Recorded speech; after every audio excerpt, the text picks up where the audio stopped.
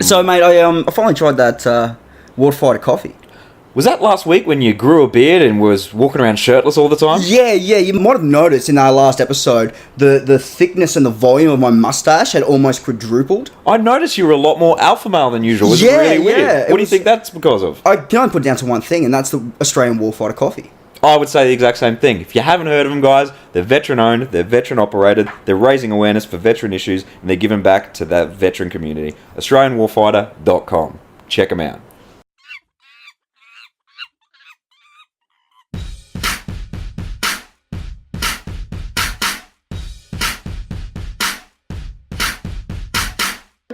All right, welcome back to another episode of the Maladjusted Monkeys. I'm Tommy Archer, joined always by my co-host. You know him, you love him. It's Mr. Shane Clupp. Hello, Tommy. I'm not going to make fun of you, mate. You keep thinking I'm going to make fun of you. No, I'm done with those days, mate. I'm missing it now. No, I'll bring it back next episode. No, I won't say that. No. I'll make fun of you next episode. I promise, mate. I haven't forgotten about you. Really exciting guest today. He's the director of Extra Specialists, helps out veterans with getting into the entertainment industry. So really looking forward to discussing that. Shaun Barry. Shaun, thanks for coming, mate. Thanks, gents. How are we going? Mate, bloody good. I like the setup. I like the mustache. I like the Cheers. hair. Cheers. I know you're not talking to me, because I can't. This is 30 years of me trying to grow this, I mate. love it, yeah. I like it when you do, though. It's very Fu Manchu. Yeah, you look very, very Asian. Right, Shaun, before, obviously we want to talk to you about the Extra Specialists and what you guys do, mate, just give us a rundown of, your military career and how that all wrapped up for you. Sweet. So basically did just under 15 years, 14 and a half years, which we were saying before. Army, did 11 years as a combat engineer. So as a soldier, did Timor in 2000, Bandar Aceh 2004, Boxing Day. Went down to Kapuka as an RI in 05, 06. And then, then decided to go to the dark side. Went to RMC as a staff cadet. And I went to infantry. And everyone was like, why? Two really bad life choices. Yeah, why would you do that? Why would you? You're an idiot. And I'm a war fighter. Yeah. I just want to go to war. But I was just like, no, I think, I got out of engineers. I was getting to the stage of being a sergeant. And I thought, no, I want to be the boss. But then I'd done it. I'd done my sergeant's courses and I just want to experience something else. And I got to RMC and look, it did get the better of me in the sense of I just wanted to lead men again. I wanted to go to infantry. That's just what I wanted to do.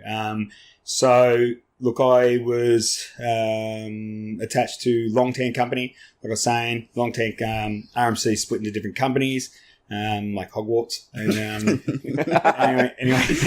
anyway, Long Tan Company. So that's where I studied the battle, and that we met the platoon commanders and that from the battle. And clearly got attached to the story. And then when I got commissioned into Delta Company 6 RAR as 10 platoon commander. So that was good. That's our old platoon. So it was Kendall, Jeff Kendall, was 10 platoon, and I was in Kendall platoon at RMC, and now I've met him numerous times, clearly. Yep. And it's just been great. So that's actually what I was going to talk about later, but I'll quickly do it now. Meeting Kendall was surreal. So I met him at RMC, and then, fast forward 8 years, and then to go back and do the movie, and then just talking to him about my experience. And I was like, hey, I met you 8 years ago, but This is what I've done. I've kind of followed you. And it's, I don't know, it just feels good because it's like a circle. Yeah. And it just works. But we'll go into that later. But so I had Delta Company, 10 platoon in 08, 09. So they just got back from Iraq, training back in, bringing back out. 09 started training pre-deployment for Afghan, but I had big issues with my bosses. So massive, I don't know. It didn't flow. Professional differences of opinion. Yeah. I mean, it's very hard because, for me, I'm still, I've lived the last 8 years with regret. So, still struggles every time because I didn't go to Afghan. The boys went to Afghan in 2010. I got sent to School of Infantry. Especially after, spending so much time training them. Oh, man, that's the thing. I mean, you train, but it's not just them. It's, train 14 and a half years, or you train 12, 13 years to be infantry platoon commander, and this is where I'm going to go, and this is the background I've got, and they're like, no, we don't like you. And I'm like, well, that's not how it went down. It wasn't that nice, but I think I can imagine how the conversation went. Basically, I took one for the team, and just basically handed in my career. And went down to Singo, and it didn't work. And then the boys were getting in heaps of contacts overseas. Really close mates starting to go down, and it just killed me on the inside not to be there. So set me spin. I went on psych leave for a year, and then just had to get out. So I got out, got in the mines for a bit, chilled around there doing explosives for 3 years, and then couldn't handle it. Yep. Golden handcuffs, I was on bulk coin, 140 grand a year, plus class A pension, like with Com Super and that. And I don't know what I'm talking about because you can do that. But I hated it. I was struggling with life, but I didn't have any support. There was no I had no mates around. There's no other services because you're in Singo, you know, and I had massive anxiety issues with going to the base or anyone in uniform. So that all got cut away, and I just made mining mates. And then, but you're just in a hole in the middle of the ground, 12 hours a day. That's just, That's so tough. Got out, ran a training company for a bit, doing all construction, what do they call, high risk work licenses. Yep. So again, I really liked, although everyone hates Kapuka as an RI, it was really good. I enjoy training. I love it. So going back in that training field was really good. I had a really good safety background, clearly from Army, but then also from mines, it's very high risk. A lot of risk assessments and crap. I really like doing that. All the, mining equipment, construction equipment, truck licenses. But that's when I started to learn business. So like I was saying to you guys before, it was a really, I just jumped in the deep end. Ops manager of this training company, and they're like, were you still struggling with with the psychological issues you had from leaving at that time? Were you seeing any?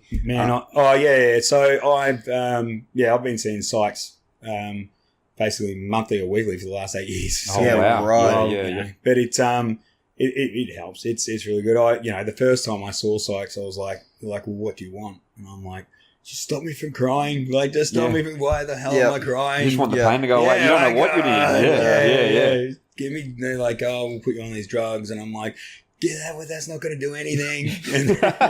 But it was, it was hard, but it's that identity and purpose. You just lose it. Man, what am 100%. I doing? What am I doing?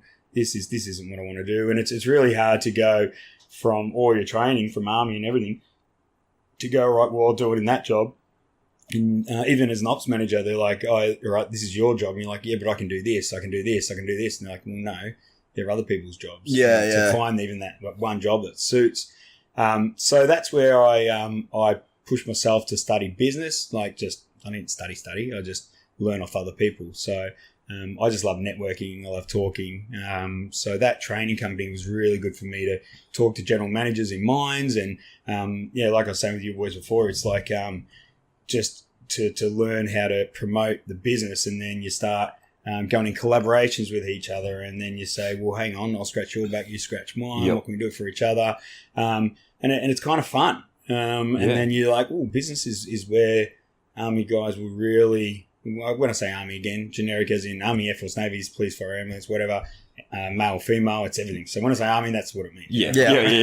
Let's get our definitions. Straight away. Very broad term for today. All right. But basically, it's like, well, we know what to do. It's you say something, I'll go and find out how to do it, and I'll prepare everything else in case it's going to happen. Actions on, I'll do all this, and then come back to you with all your courses of action. And then everyone's like, whoa. And you're like, well, that's just what you do. Yeah. And this is day one shit, guys. Come on, guys. This is Kapuka, mate. So everyone freaks out. And when do you hear what happens in the entertainment industry? Jesus. And then, I learned it. So I got on the business chamber there and, networked with everyone, learning about business, learning about, advertising and sponsorships and things like that. And then I decided to get into politics. So, wow. Okay. Yeah. I was not expecting you to say that. No, I know. No one really knows, and this is why it's quite funny. But again, it's that purpose and identity, and finding it's like, oh, what's that? And you're like a lost dog, especially down there. There's no one. There's nothing. You know? So I was at my daughter's birthday, just in a park or whatever, and the local, the state elections were on.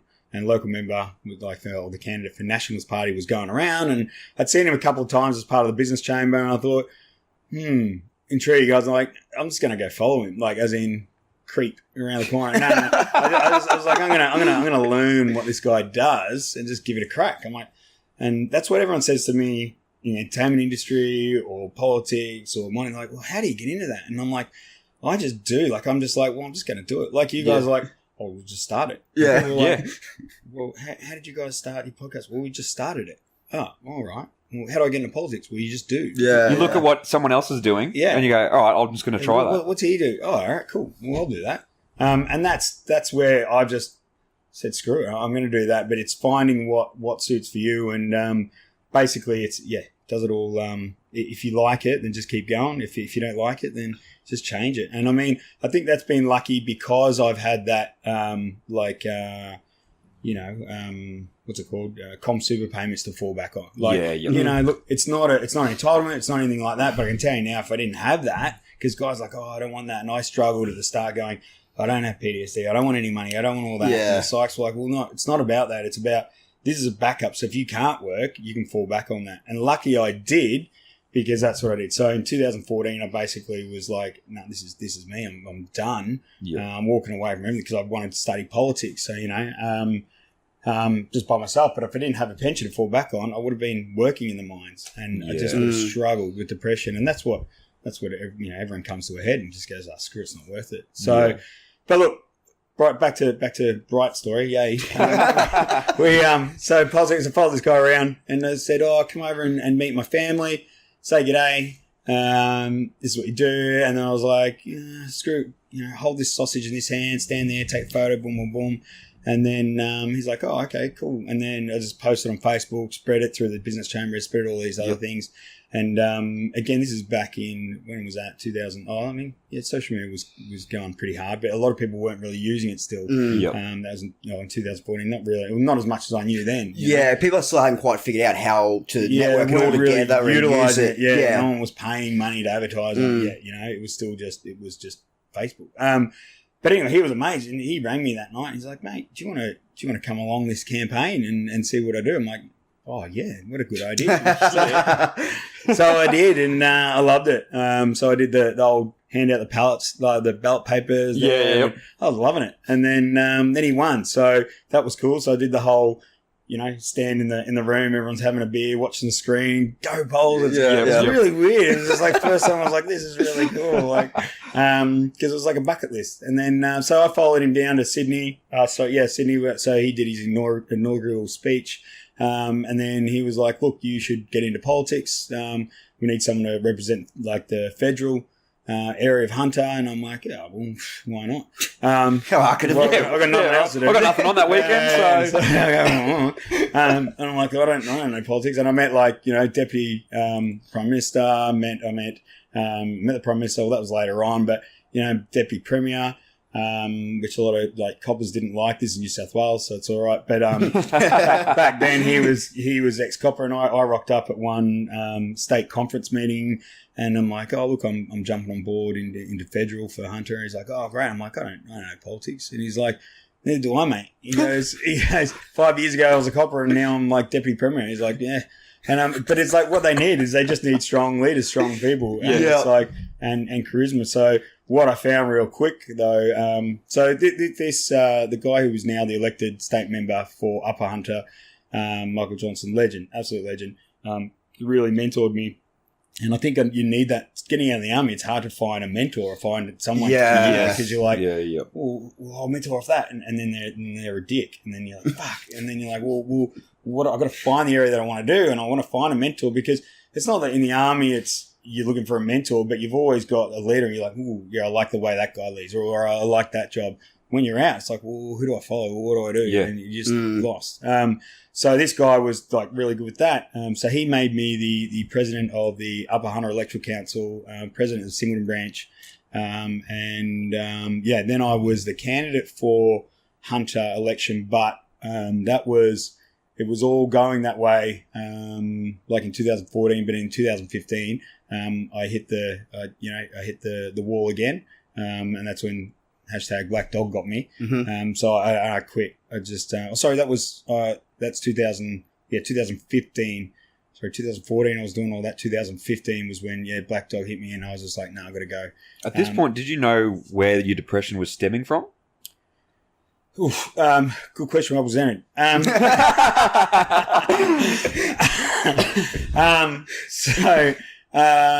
Look, it's really hard because Army, they say, you got PTSD. I'm like, well, I don't. And that's what me and Shane came and you got PTSD. We're like, no, we fucking don't. And I'm like, but it's hard. And look, it's really hard because it's like, I'm like, I get it. And this is that you can't compare it to someone else. I'm like, these boys went to Afghan. I didn't. Yeah. They did this. I didn't. I went into hospital for a bit, a few times.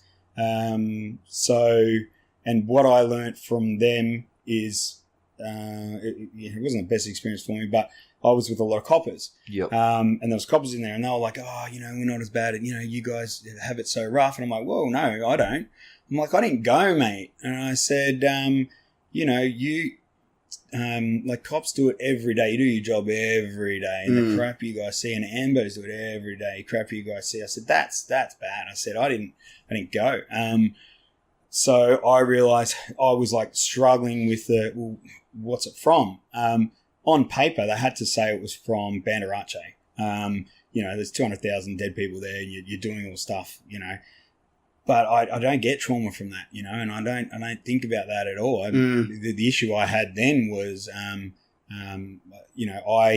kind of look back onto that, and that's when, I was a full track then, corporal. So I had a team over there. I just kind of wanted to start looking after my boys. So I hated power trippers. I had people coming in going, you'll do this. And I was like, oh, no, we can do this. And no, don't talk to my guys like that. Yeah. And I started protecting them. So then what I realized is throughout my career, I went up and I went to Kapuka, and I started protecting my recruits.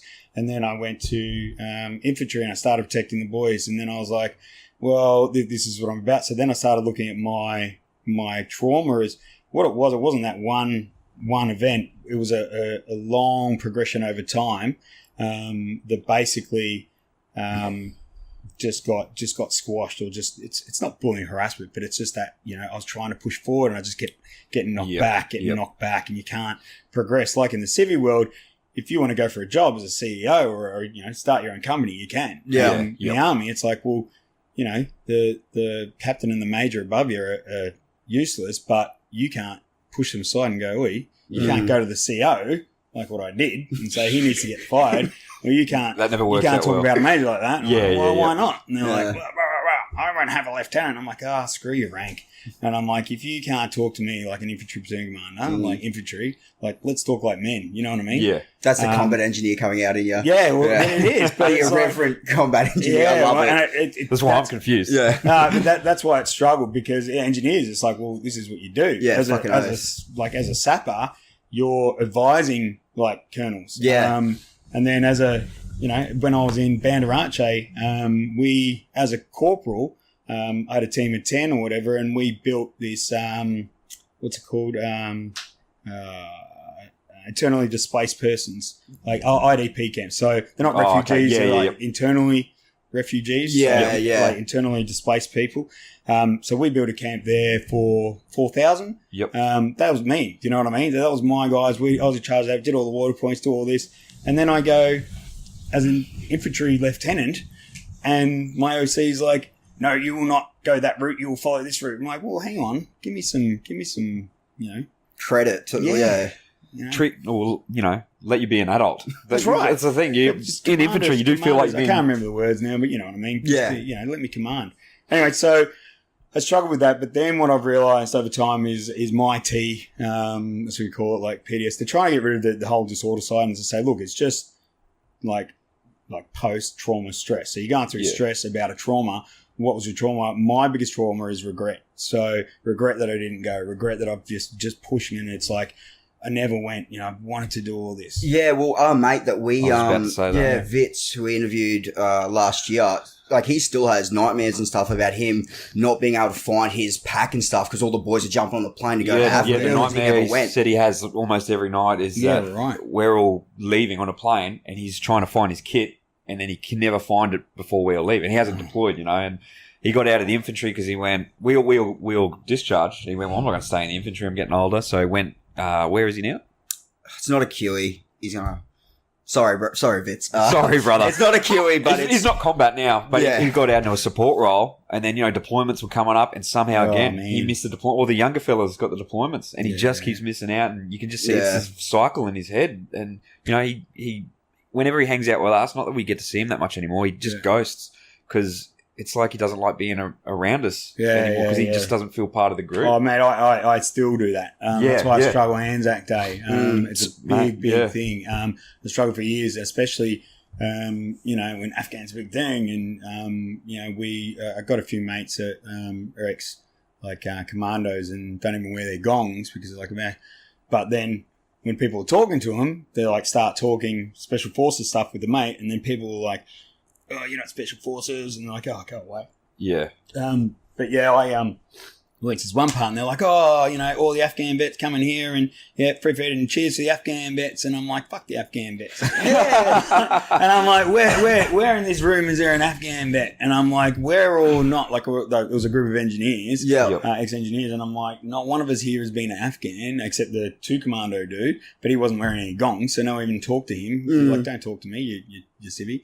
And he's the only one that's been Afghan, and they're like, "Right," and I'm like, "Oh, I didn't go." And but that it hurt for so many years because it was like that was real, and it kind of felt like, oh, you didn't get Afghan when you haven't done anything, and then it's just like, stick me in the heart. And so it's the same thing that some of the older Vietnam veterans were doing to newer guys who had done their time or been to Timor and things like that were excluding them, and they kind of bridged that gap. But now the same thing's starting to happen again with some of the older Afghan veterans like MTF-1 and things like that. Me and Shane have felt. We've spoke about this previously where a lot of, that 2010 trip, a lot of stuff happened on that 6R. We deployed 2012, but there was still this feeling after the trip, and that's why Anzac Day is a bit funny for us, where it's like, you deployed to Afghan, but you don't know what a real Afghan deployment's like. That's even worse. We'll find that out our own unit. Going to get that, but I mean, the Vietnam vets always say that they got that when they got back. It's like this continuous cycle. It'll always be like that. When we're fucking having space wars, you don't know what you went at Saturn. Mine's like, Timor. Exactly. I'm like, I don't even remember Timor. Everyone was like, oh, was it bad? I was like, I was an engineer. I was on water point, mate. And I was like, I didn't do anything. I wanted to shoot someone. I didn't look, the biggest thing for me is now I say I didn't go to Afghan, but I went to Asgard and fought along next to Thor. Fuck yeah, mate! Boom! That's a deployment I want. I'm gonna make up gongs and shit. Yeah. No, I don't know. Look, and I think that's again. When we talk about danger close clear, it's going to be, that's where it's all meant to fix me, and I should be good, but it's just not, mate. It's just always going to go along. But my dreams are confronting my old OC, and it's still there. So I need to confront him but I just don't want it, and it's dangerous or whatever they reckon, but whatever. But anyway, let's move forward because otherwise I'll talk forever. But so we, what did I do? What did we get up to? Left Afghan, I did that. Oh, no, politics. So, yeah, I did a full flip, and basically, everyone just said, "What are you doing it for?" And that's when, had a good hard look at myself and said, I'm searching for the wrong thing. I'm trying to fix everything. I'm trying to, again, I want to be an officer because I thought, I could change the army. Right? Yeah. I'm an idiot. And then I'm like, politics, no, but I can make a difference. I can change it.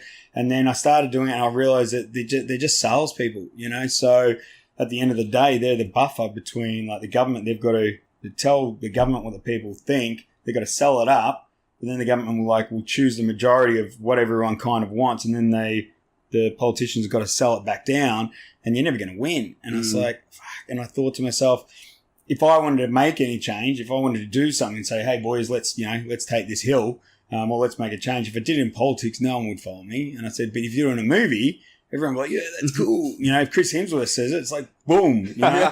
So I was like, screw it. And then, look, so the deep, dark, nasty part, which I'm sweet with now, was when I went full down. You know, I come out of hospital again, and I got on the right meds.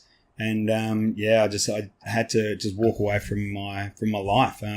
It wasn't, you know, I had a wife and 2 kids, 2 daughters down in Hunter, and I was just like, I've got to go, I've got to start again, because I was like, dare I say, I was full suicidal. So I was like, either I make a break and start again, or that's it, you know, because enough's enough. I was like, I'm just over it. So I was lucky in a sense of that I made that, I had that conscious decision to go, no, let's just stop it, walk away, which is a lot harder, and just start my life again.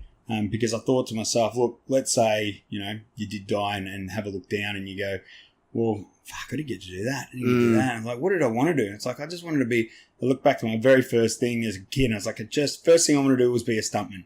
And I went, well, you know what? That's what I'm going to do. I used to what you guys would know, but it's called The Fall Guy. And, see, I was just going to... that was a test. You failed. You failed. No, it's fuck. Interview's over. Too old school.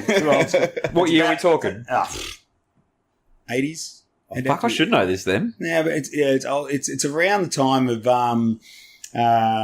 like before. It was just like around Knight Rider time. Do you remember? Okay, yeah. Around Knight Rider, so it was like Fall Guy. The TV show? Yeah, the first one was, do you remember But was he a special agent? Yeah, he was. I know this one. Yeah. Undercover, and he had like a Ford Bronco, like brown, like, SUV, whatever. Dual cab. Anyway, so he was like a secret agent, but his identity was that he was a stuntman. So he was set and rah. So I was like, I want to be a stuntman. That's cool, because I just used to just run and jump and fall off shit and used to love it. So, in fact, jumping right back, I when I got out of, I just wanted to be a copper when I was when I was at school. So, but I just also got into acting and did all that. But then, I was like, how do I get in the cops? Because I was just really young, and everyone's like, oh, you need some life experience first. And, it was like year 12 muck-up day, and they're like, what are you going to do? I'm like, I don't know. I just want to do stuff. And they're like, we'll just go join the army. And I did. And I was like, oh, screw it. So I signed up the next day. And that's what got me in the army. It was stupid. Absolutely stupid. And the boys were like, yeah, I'll come with you. And then, they didn't. But, that's a very familiar story. I'll see you there. God damn it.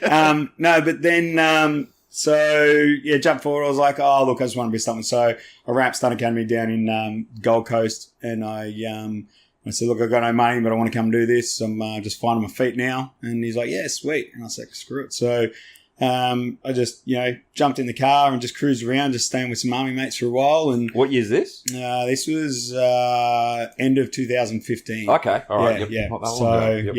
And then so it started 2016. So March 2016 was when I moved up here with a mate. He'd just broken up from his missus as well. So we moved into an apartment in South Brisbane together. Living the high life. Like, to the boys in South Brisbane, I'm stunty. Oh, fuck, that's the dream. Anyway, whatever. And then I had an Audi, for 20 grand. It had black smoke, but it still had an Audi. Did you wear a jumpsuit everywhere? No. I did have this T-shirt, and I picked up my current missus with it. I had brown cargo pants and that T-shirt with the blue stick figurine that's on fire, and he goes, I do all my own stunts. It was the most lamest, stupidest T-shirt, but I was like, yeah, I'm cool. I wasn't even stunning. I just done a course. And then, but look, I loved it. I was actually the fittest I've ever been. I was like 83 kilos. I was pretty fit. This is only 3 years ago. Now I'm the fattest I've ever been. I loved it. I would 100% always say it changed my life. Like, it saved my life. He became a bit of a mentor as well straight away. Because what I'd found was this is just all your adventure training that we did in the army. It's like, I can do this, and it's like, I can do it on film. And I was like, and now it's more fun. Yeah, and I'm like, this is cool. But straight away, there's a lot of politics, and because it's all a new industry, and then I had to learn a whole new whole new industry again. If you get bored, just stand up. Move to the back of the room, stand up, mate. Help him out. Oh, fuck that was good. That was awesome. Oh, that's gold. Anyway, it was a bit of, like I said, a bit of politics, a bit of, how's this industry work?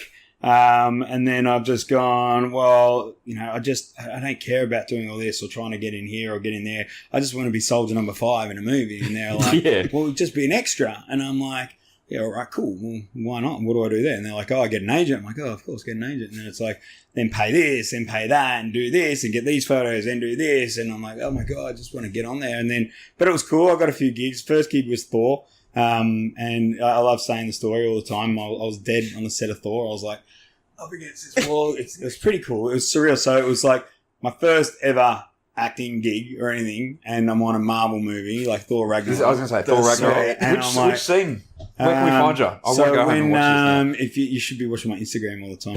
Oh, sorry, bro. Actually, did you put up a photo of it's a photo of the TV? Yeah. With the scene? Yeah. I fucking see. You trying to catch me out, Sean? I fucking see your Instagram, bro.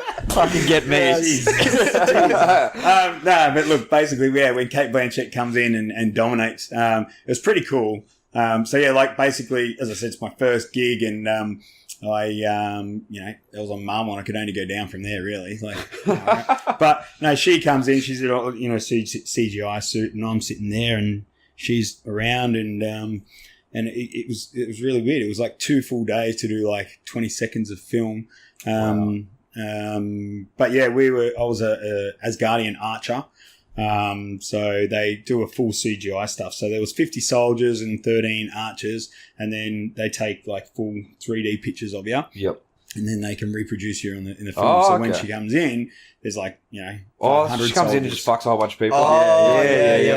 Yeah. So, and it's pretty cool. So I was standing there, but what they do is they put the camera in quarters. So they go to that quarter, and they're basically everyone's behind her, and then they shift the camera to go to another quarter, and then everyone gets up, moves over, and then plays dead everywhere else. And then I'm always watching where the camera is, right? So there's one part, and like seasoned professional extras just find a good spot in the shade, go to sleep because you're there for 2 hours. And there's like, and I'm like, nah, screw this. I'm going to find a good spot. So I saw the stairs, and I saw the camera, and I'm like, yeah, I'll go on those stairs. And I was like, I started going up, but they're just like, because they're the big block, like stone stairs. But as I go to go off, it's just all polystyrene, so they start breaking. I'm like, shit. So I'm like, I go down, and I'm like, oh, how am I going to do it? And I'm like, oh, I'll look really awkward. So I just did like a full invert, like back. And then, and I'm there, and these people around, they're like, you all right? I'm like, yeah. There's someone like, what the fuck is soldier number 5 doing? Exactly. And I'm like, I'm a soldier 5, bitch. And then I'm like, this is all right. And then so I'm sitting there, and they're like, you're an idiot. I'm like, no, that looks good. And then the director comes over, and he's like, you all right? And I'm like, yeah.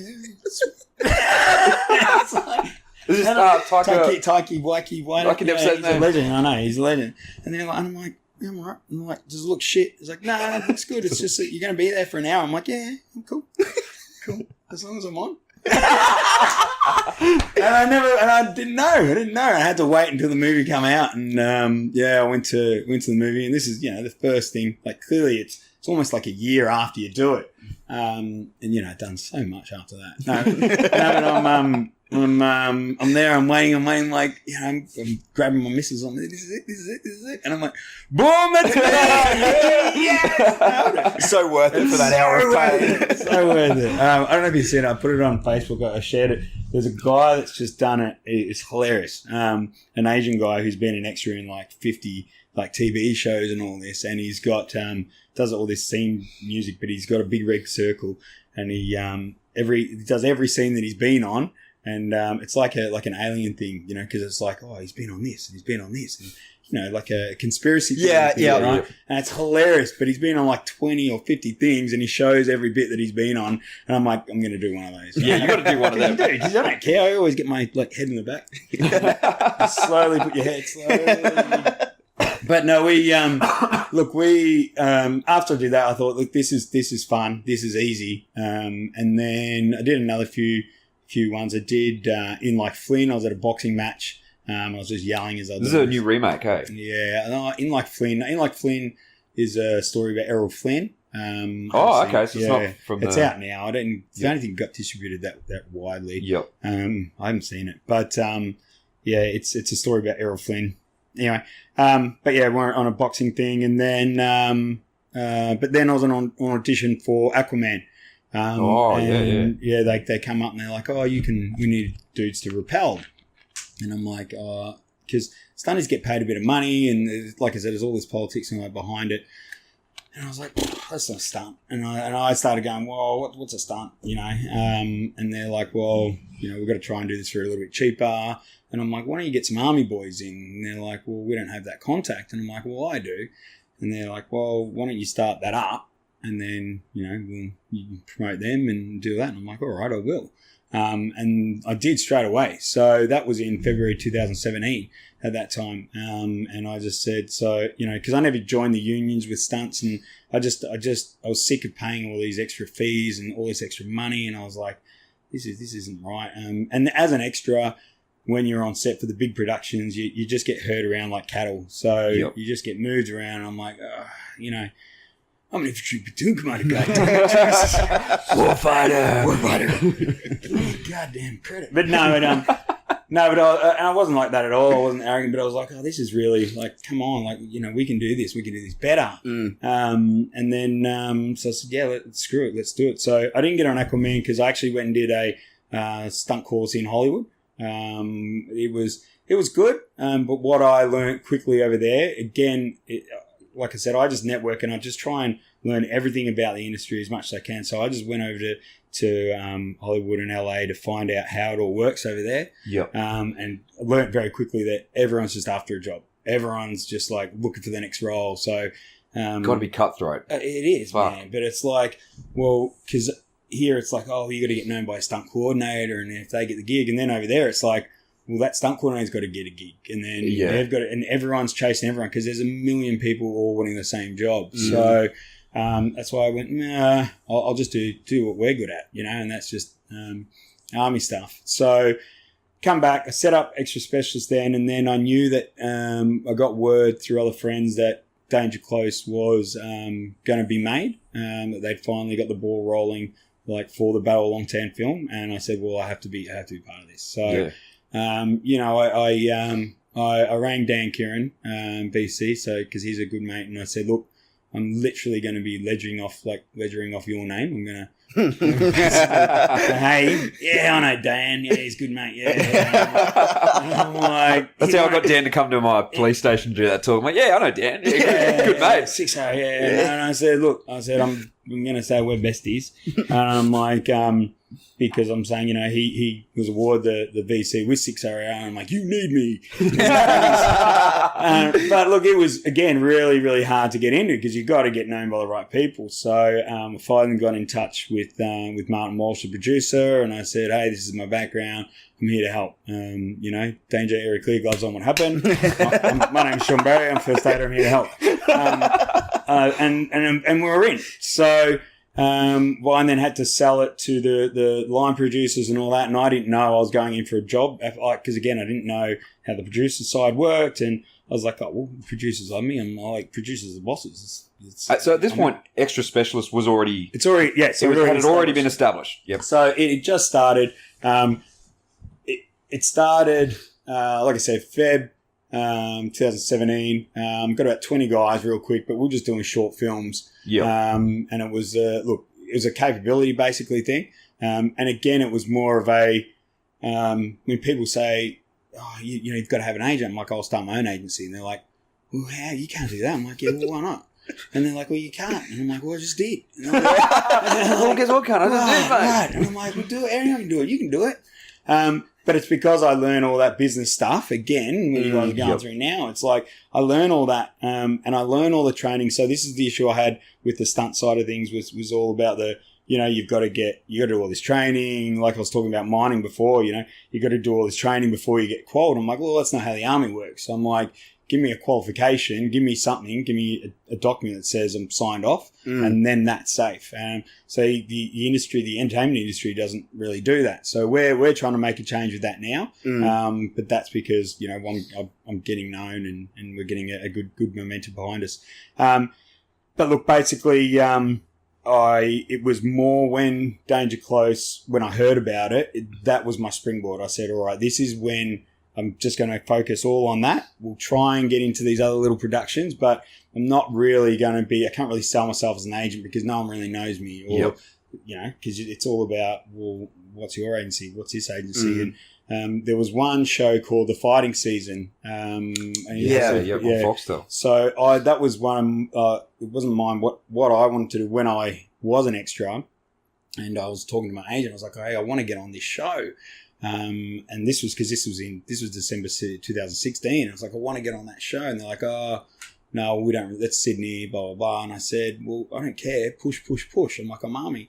And then come January, they were like, well, look, we're just going to say everyone's Army. And I'm like, well, that's bullshit. Yeah. Do you know what I mean? I'm like, just anyway. So that's when I was like, well, this is there for the taking because we can just be all Army guys to do Army films. And everyone's like, oh, well, you know how many Army films we do? I'm like, yeah, I know.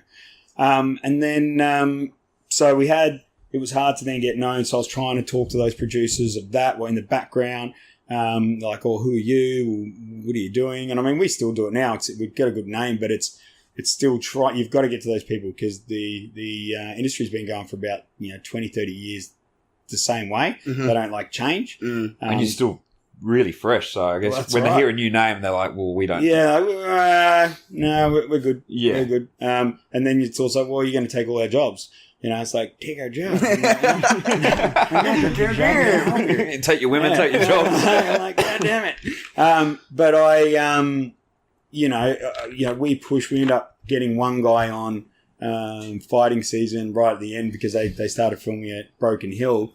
And I said, they go, do you have anyone down there? And I said, all right, I'll go through the digger net. And found one of the boys was down there. And he helped straight away. As soon as they were there, he helped them go around to all the mines because he's in mining. He's like helping go to the mines, go to the rugby clubs, do all that. So he helped them get other extras. And they loved it. But we didn't get credit for it or anything like that. But that's what we wanted to get known for is, hey, we're enablers. We've got a massive spread. We're just here we're not after money. We're just here to help. And people can't get that through their head. What's your angle? Well, and I'm like, well, I'm not. Anyway, lost track. Fuck.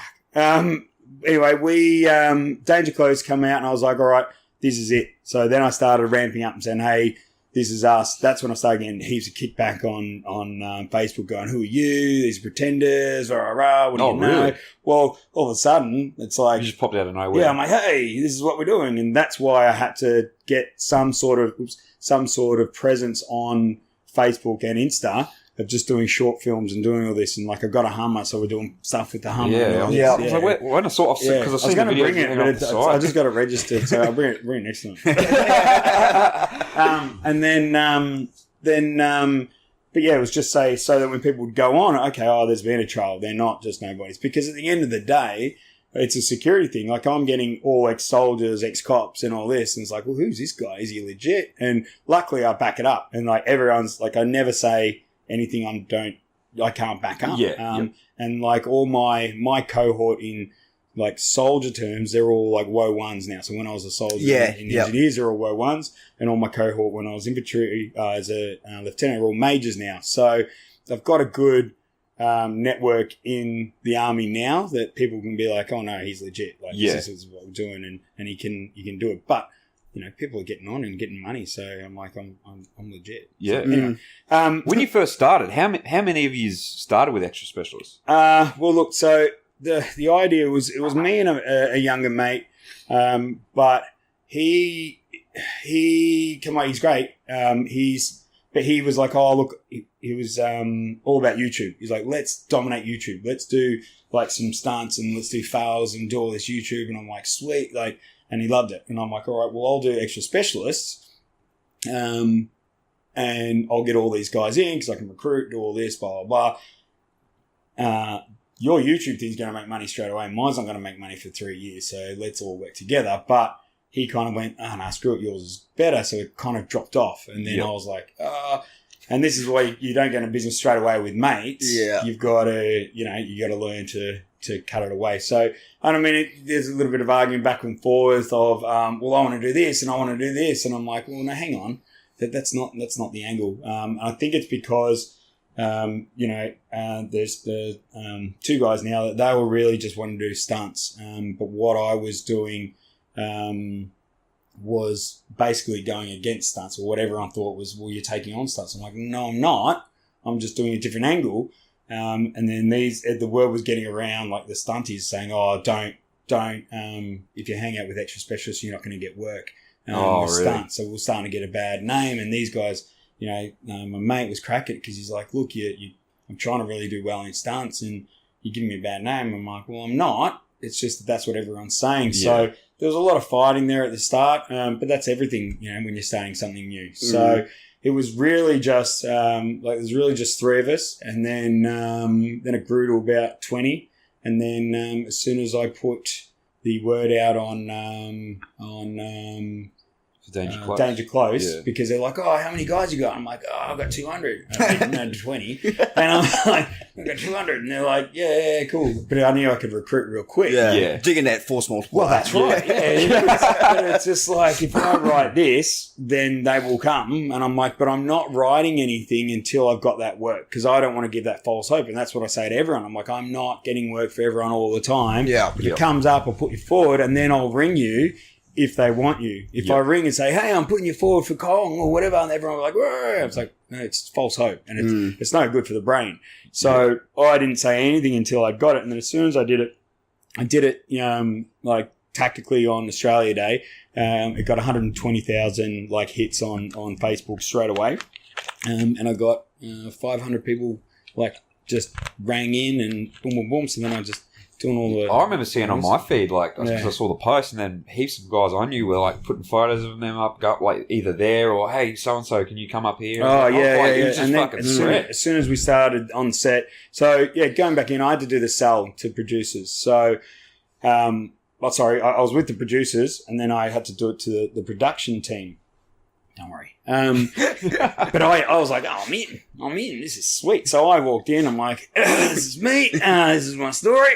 I'll give you what you want. I got Dan Kieran. I want me to pay for you. Look, it just says Dan Kieran. And I'm like, I'm sweet. And this is what I'm going to do. And they're like, oh, well, we'll need to check with the stunt coordinators where you fit. And I'm like, no, we don't need to worry about them. And I'm like, I want more money because we're soldiers. You're getting Afghan and Iraq vets from Delta Company 6 area are going to be in this film. So... And they're like, well, you can't pay them more than other extras. I'm like, why not? And they're like, well, what are they going to say on set? Other extras will be like, well, how come you're getting paid more than me? I'm like, because they're friggin' vets, man. Yeah. And I'm like, that's it. Damn it. And they're like, oh, well, it doesn't work with the unions. I'm like, screw the unions. And I'm like, again, I'm going for a job interview going, screw the unions. This is how you do it. And then anyway, the producers pull me aside and they're like, what are you doing? And I'm like, what? And they're like, you're killing us. And I'm like, we're sticking our necks over here and you're gobbing off in there. I'm like, well, no, I just thought they wanted to know how we're going to roll. And they're like, no, you're in a job interview. Like, they don't want you in. And I'm like, oh, crap. So I'm like, hey everyone, I'm Shaun, and I can do stuff here for free. Just please give these guys a chance. And they're like, yeah, all right. So what they were really worried about was, because they're armed. They've been doing this thing for ages, and all of a sudden, all these army guys are going to come in. They're going to like for us, it's really weird, and it's really hard to put your head back into the civilian mind of, well, these 50 army guys are coming on set. If you weren't in the army, it's, oh, you're the boys. But when you're out, 50 army people are coming in, they get freaked out. And they're like, well, what's going to happen? They're going to take control and they're going to do all this. And it's not. It's a mutiny. It's like raping and pillaging the set. They're literally robots. Watch. Come here. Do that. Oh my God, they do what you tell us. Sit down. Don't move. And they're like, what is happening? He's like, I have control. And they're like, it's okay. And then, so it was hard to get that. So when they saw them on set for the first time, again, they were really worried about how they were going to interact with everyone. There must be a real culture clash, even just for you, talking to a whole bunch of producers, the way, your background with the military, how we're used to talking to people and dealing with situations. talking to artistic people. Yeah. That must be like a real fucking clash. Because you sit there and you're like, oh, I can do that. Well, no, but you don't know. I'm like, no, but I can. I know. Okay, I can do this. And it's like when we're on set doing like open file or whatever, they're there, and I'm like, John Isles, who was the military advisor, loved it because he was like, righto, how are we going to do this? Extras. Right, we're going to go platoon formation, 2 up, 1 back, arrowhead.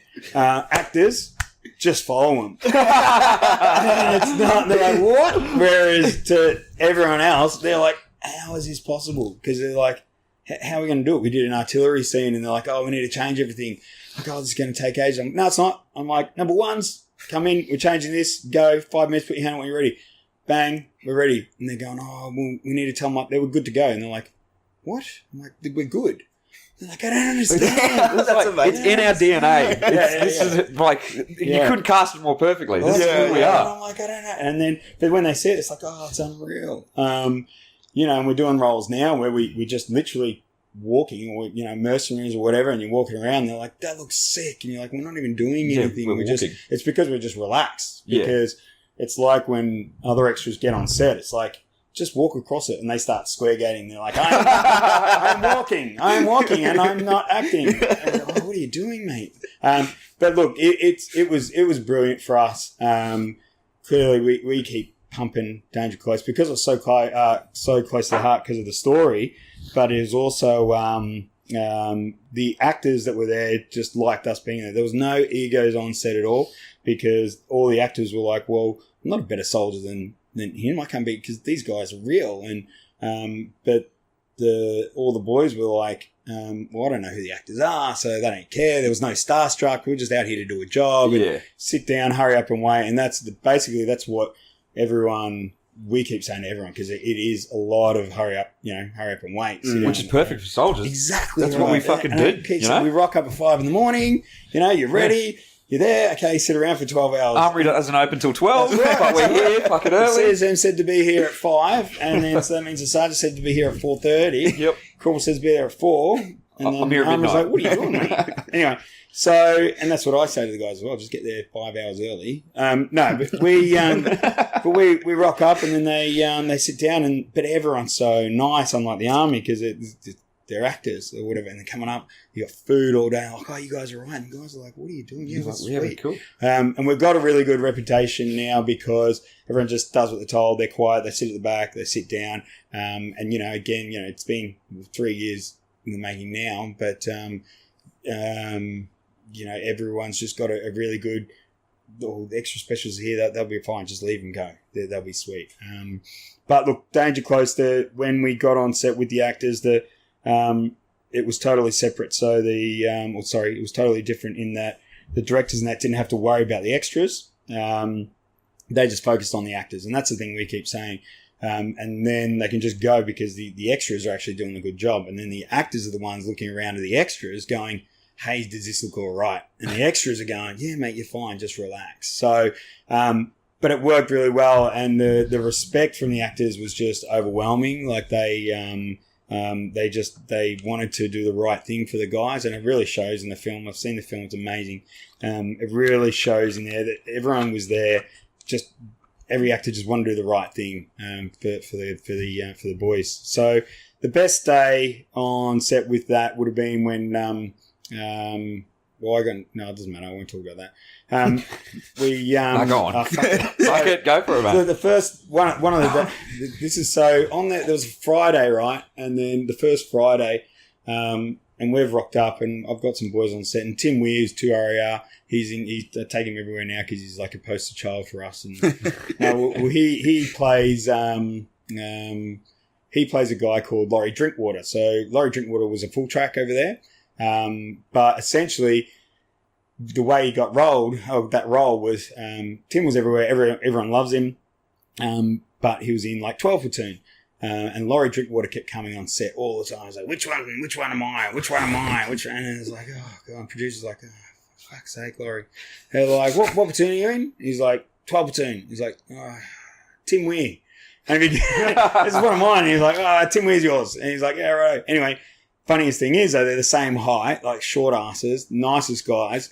But since that film, Tim's become that close to Laurie that he drinks with Laurie first Friday of every month. Do you know what I mean? Wow. Because it's got that army thing, you know what I mean? Yep. And Tim's been very close with all the long tan vets. Yep. And they absolutely love him. So, well, I'll go into that later. But so we're on set and the M60 kept jamming and I'm like, oh my God. Oh. So you got the armourers and again, I'm new to the industry. But I don't know the hierarchy. So Tim's sitting next to him. The guy's firing the M60 and it kept jamming and the director was getting really annoyed, producers getting really annoyed, my boys were behind me and they were getting really annoyed. They're like, do something, and I'm like, I can't do it. Get that fucking gun going. And I'm like, and then the producers could see me getting angry and they're like, do you know how to fix that? And I'm like, yeah.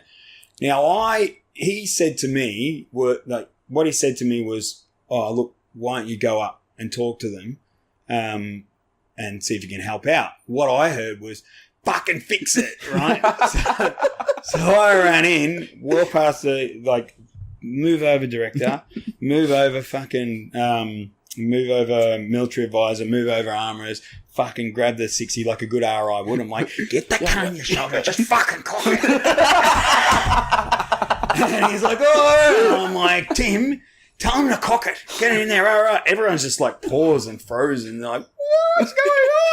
Stop. And I'm like, you got it? And he's like, oh, I don't know if I'm like, just do it, you're fine. And then everyone come around, everyone grabbed me. He's like, oh, you can't do this, don't touch this, you can't touch this. Were you like, whoa, what happened? I blacked out. Whoa, welcome back. No, I was like, I'm like, relax. I'm an RI. And then they've gone, oh, you can't touch it. And I'm like, oh, I'm sorry. And Lam was like, no one touches the gun. Why can't you touch it? Yeah, well, because it's safety shit. Safety. But no one knows what they're doing. Like, because we're not like, it's not the army. It's not the army. Yeah. So we know what we're doing, but no one knows what we know. And it's just, but anyway, this is a big cultural thing that I'm learning with them, but I'm trying to then enforce the whole weapons training. It should be army people. And again, it's like, if you're going to be firing weapons, you should be, Army, Air Force, Navy, or, coppers or anything like that. So, especially when you can like print out your PM keys and go qualified. That's right. So it's all about qualifications, written qualifications. That's what I'm really big on, clearly. So, I've grabbed it and done all that. And he's like, the arm's like, you don't touch it. You don't, rah. I'm like, that's cool.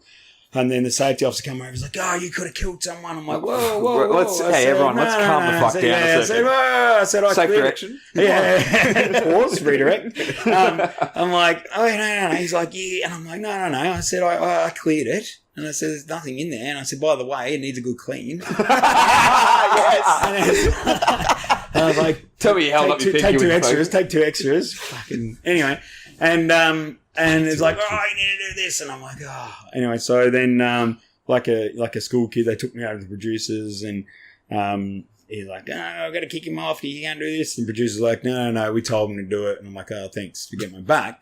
Producers, bosses, but they're looking at me going, what the hell was that? You're an idiot. And I'm like, oh, I don't know. I'm like, it's Did you working. not fix the problem? I said it's working. I got the result. He goes, oh, what's going on? He's like, I'm like, oh, just told him to cock it. And he's like, oh, good. He's like, does Crib know? Like, Crib Stenders. He's director, he did Red Dog.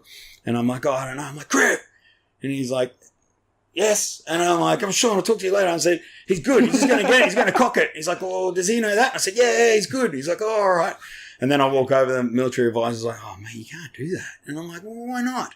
He's like, because you can't. And I'm like, well, they should know. This world makes no sense to me. I know. And I'm like, I don't know what's going on. And I'm like, it's working. Anyway, so that was my first, hey, everyone, this is me. But I think, but in the meantime, well, prior to that, I'd been doing sandbags all week down in Nerang in Gold Coast. So I wanted to get on set and I was like excited. But the reason I wasn't up there, or why I didn't go on set every day, was because I didn't want to overset that boundary. I didn't want to be that person, because that's what they were afraid of. They were afraid of us going in going, well, that's not right. Well, And that's what we didn't want to do. And that's why I've said, and all the boys and girls, we've always been like that on set. It's don't say anything. Don't just do what they tell you, because... Do you give a briefing to your guys? Yeah. But, I mean, everyone's really good anyway, because... they just do the writing. Like, what you think is the norm. It's just the writing, and people don't understand that. And they're like, you'll be fine. Just get on there and do you. But everyone that comes on, I think it's been really good, like mutual respect for me because I'm just like this. I'm like, hey, I just want you to do it as a hobby. Just relax. I get people ringing me up. Hi, Mr. Barry. I've done 15 years and how are you? Fucking relax. Fucking relax, eh? And I'm like, look, it's good. And I said, we're sweet. I don't run it like that. I said, it's all about you. If you can't do it, if you just want to go to the footy and you don't want to do it instead, I'm like, that's sweet. I said, I just want it to be like that. If you're available, you're available. If you're not, you're not. I don't care. I said that's what I want to do. And I think everyone likes it and it's all relaxed. Because it's a bit of work for them, gets them out of the norm. So when they're on set, everyone just does the variety because they want to do it for me. You know what I mean? And I'm like, I just want you to do the variety, but I want you to have fun. And everyone's like, we don't want to stuff this up because we're on a good thing. You know what I mean? So, and I mean, I've worked like half the last 3 years to get that respect. But I'll finish up Danger Close quickly and then I'll just jump on other stuff. There's so much to talk about. No, mate. Go for it. All good. Stay on night. Get some beers.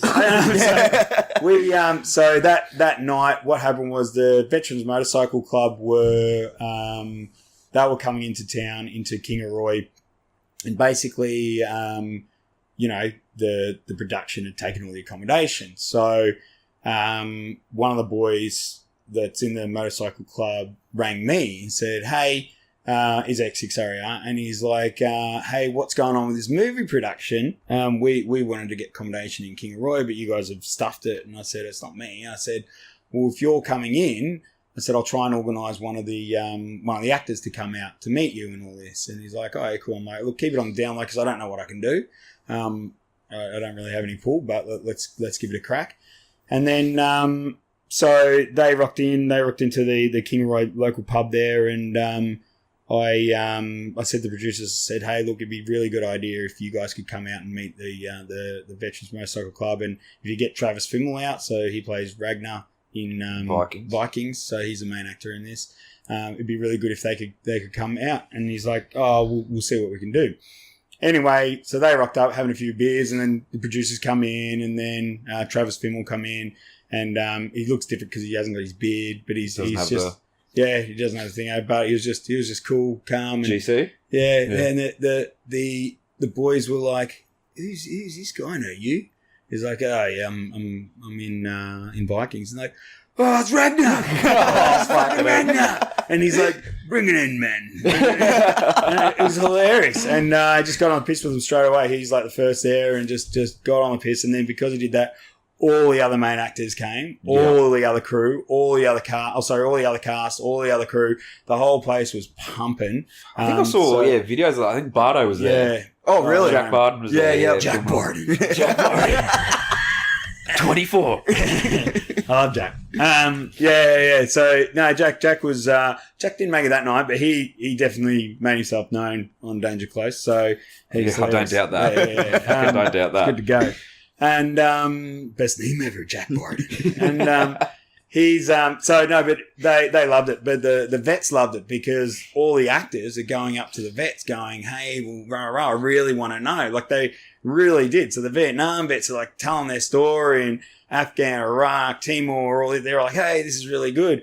But the actors that are on it are amazing. You've got Dan Webber, who everyone likes. You don't know him, but in the first season of Punisher, he's the young blonde kid that gets PTSD. He digs a big hole and then tries to kill the Punisher. Is he in it? Yeah. Oh, fuck. So he's like the third main actor, basically. Yeah. Brilliant. He's Aussie. So is he? Yeah. He's full Aussie. Fuck, I think he's in that fucking Netflix show. The Dirt, the Motley Crue. Yeah. He is. Holy fuck. Mate, he's a beautiful young guy. Yeah. He's so nice. Mate, season 1 of The Punisher, I fucking bought him as a fucking soldier with PTSD. Oh, mate, everyone loves him. That's why I was like, good casting. Because have you seen him? Nah. Seen it? Oh, you got to get on The Punisher. Oh, it's really good. Like, I went up, I'm like, oh, crap. And I went up to him, I'm like, mate, I said, I hated you in Punisher. I said, good work. And he's like, oh, thanks. It was really weird. I think the vibe was so weird because you got all these. You got Nick Hamilton, who was the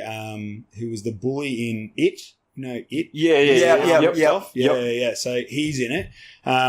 Who else you've got? Oh, the main star, like Luke Bracey, is amazing. I'll talk about him in a sec. He did the Gibson film, didn't he? Yeah. He did the latest Hacksaw one? Ridge. Hacksaw Ridge. Oh, He was yeah. fucking good in that. He was brilliant, but he did. He also the Point Break. So Yeah, he was like not a the big new- fan, but new- yeah. Yeah, well, But the it's new funny. one? Yeah. I'm just Keanu. I'm Keanu all the way. I ride or Look, die look, with look, Keanu. look, right? it's- nothing against you, Luke. I Mate, fuck it. You know what I mean? It's hilarious. He is awesome. We become really close to him.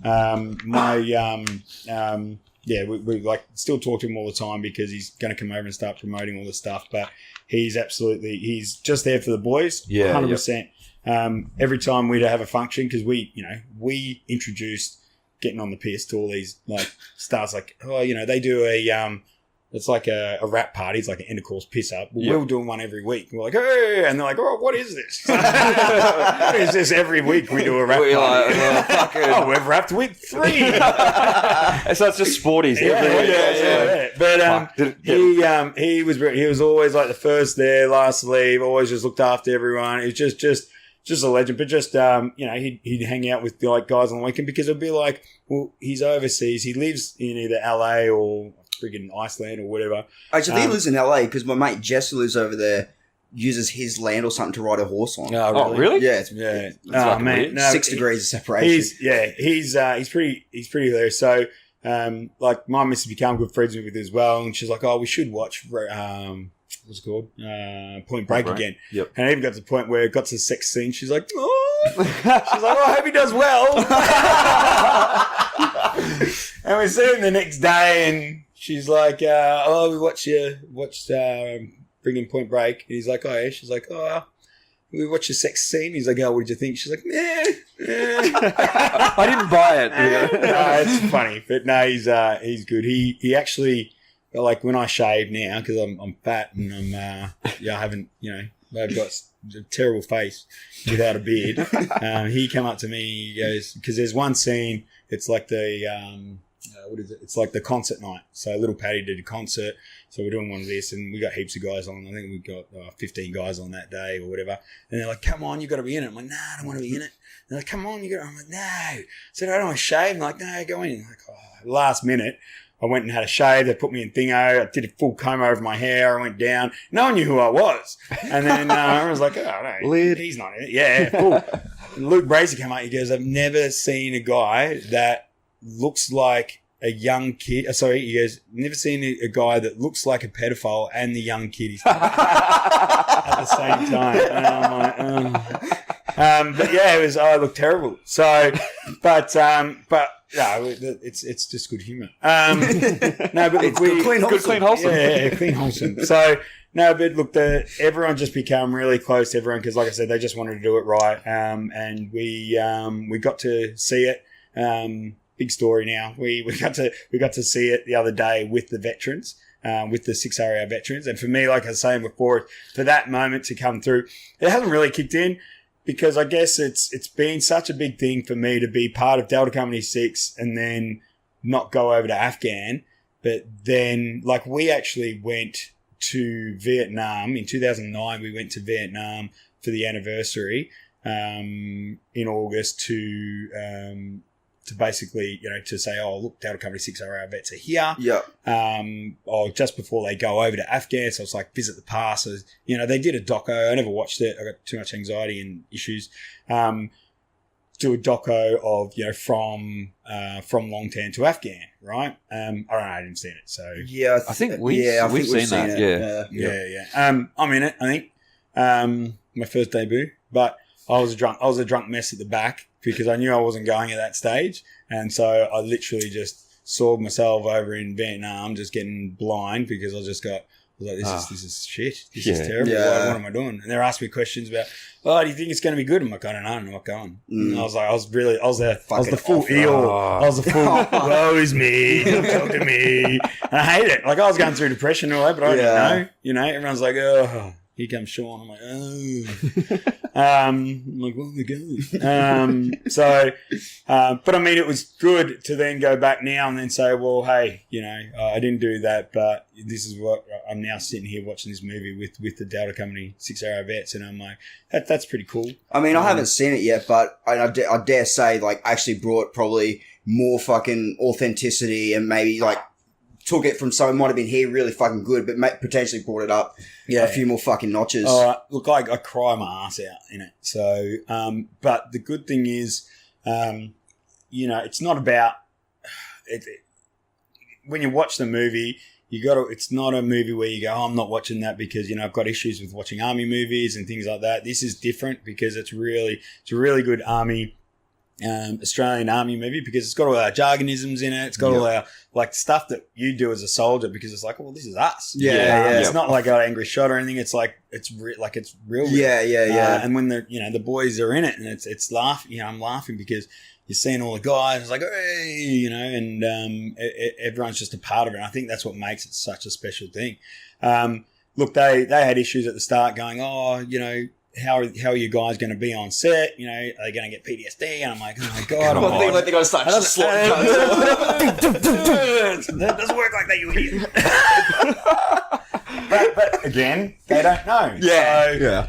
I'm like, look, it doesn't work. I'm like, when we're in our gear, we're sweet. And I said, we're in the job. We feel better in that role because you're switched on. You're like, I'm doing my work. I'm like, guys, don't. That's why they go and do private security work because they don't get PTSD while they're over there.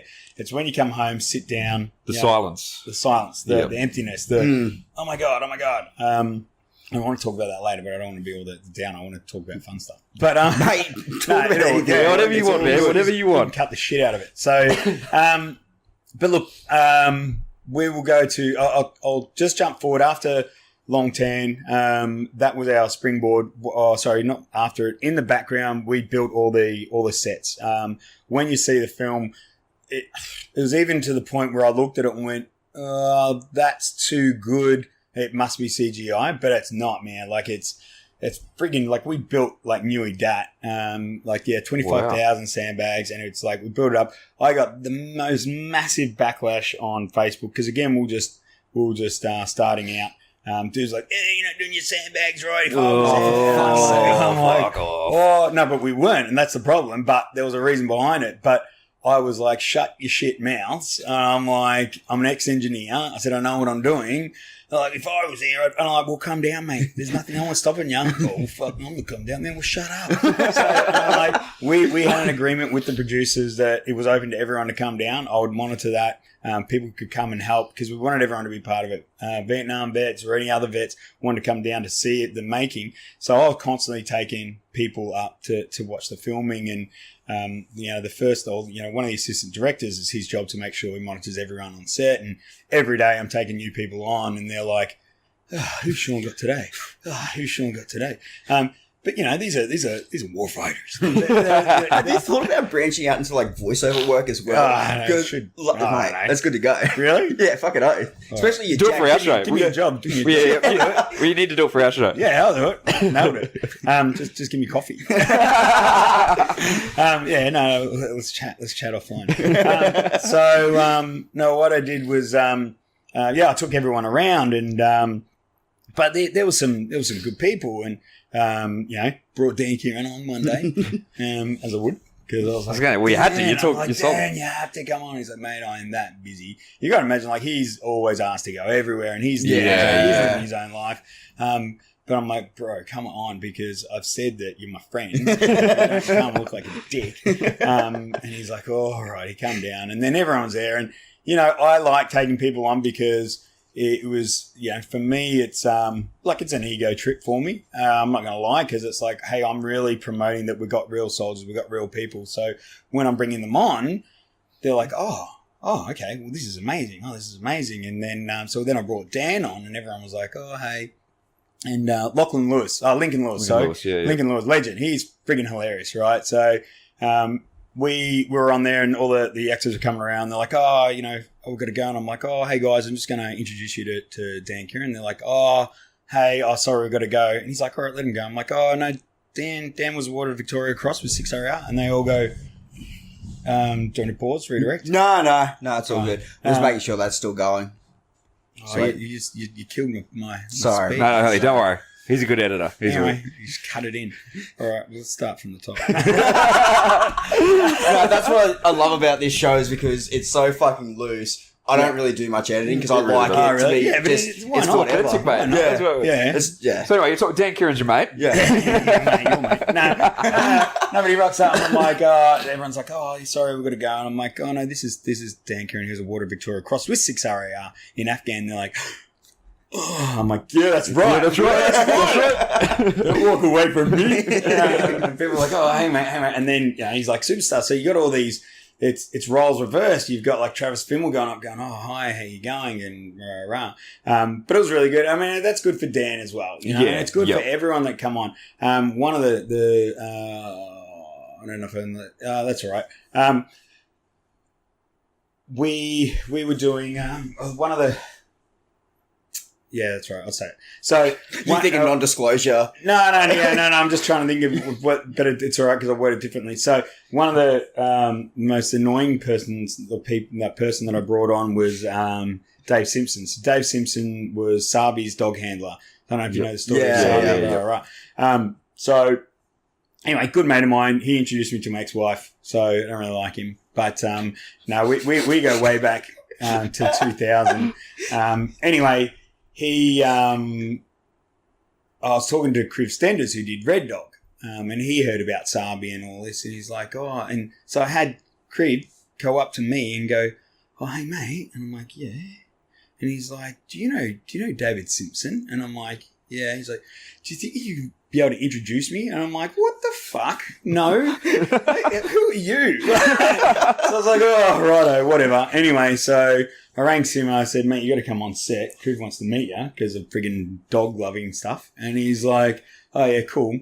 So he come on set and then everyone was like, oh, who's Shaun got on set? And then, but Dave stands pretty, he holds himself pretty well. And everyone's like, oh, he's fucking good looking. Anyway, but anyway, he's walking on and then Kriv was like really busy and flustered. And I said, hey mate, he's like, oh, not now. I said, oh, this is Dave, and I stopped him again. I said, this is Dave Simpson.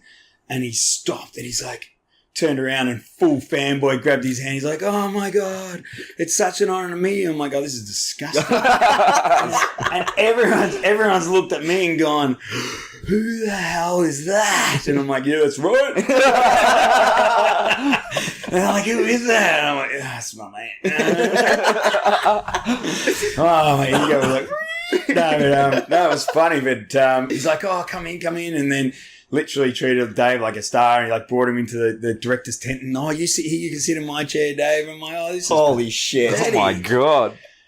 Suck him off, Kriv. Yeah, really fucking kiss him. But yeah, no, it was really good. But look, it's supposed to be. I think that's what that we brought to the vibe of the set, and they'd never had this before. And in the background we were building, which I haven't even talked about. We're just sweating our asses off every day for them, doing all these new people coming in, just helping, being a part of it. There's a big family, but that family vibe moved to the actors and everyone, and everyone's like, we have never been on a set like this. And I talk to a lot of the assistant directors and people all the time now because we see them, on every production, and they're like, we haven't. No one's done it since then, and they've got a whole thing now of, oh, this wouldn't happen on Danger Close because it was all like just tight knit. Yeah, and everyone was like that, and it was just say this, do that. Everyone does that. We've tried to keep doing that in the background. What it opened up for us. So this is Paul's new. What do you call it? Segue. Yeah, segue. Yeah. That's a good segue. And then that was a great segue. So that's opened up a whole new opportunity for us because not only have we got extras in like the on screen, but we work in the art department and all that now. So what it's opened up jobs for guys to come and do a couple of days on set behind the scenes. So move furniture around, help the art department build some things. And yeah, it's getting traction that way because it's like, oh, well, hang on, we become like handymen, I guess. Yeah. And women. But yeah, they ring me up and like, oh, hey, we need 4 guys for here. And I'm like, yep, sweet. Bring them all in. And everyone just likes being a part of it because they get there, they work hard, they do what they're told. And then hey, we did that in that film, in that TV. So we're doing a bit of work now on Monster Problems, which is getting filmed in Brisbane. We did a lot of behind the scenes stuff on a TV series called The End. So The End is about it's filmed at It's actually going to be pretty cool. It's pretty funny. It's I don't know. I'll just tell you. I don't care. It's about retirement village and euthanasia. So, I'm sold. I like. Yeah, that sounds like. Well, look, they're at the end of the straw, so they're like, fuck it, drugs, alcohol, rooting comedy, so, obviously. Yeah.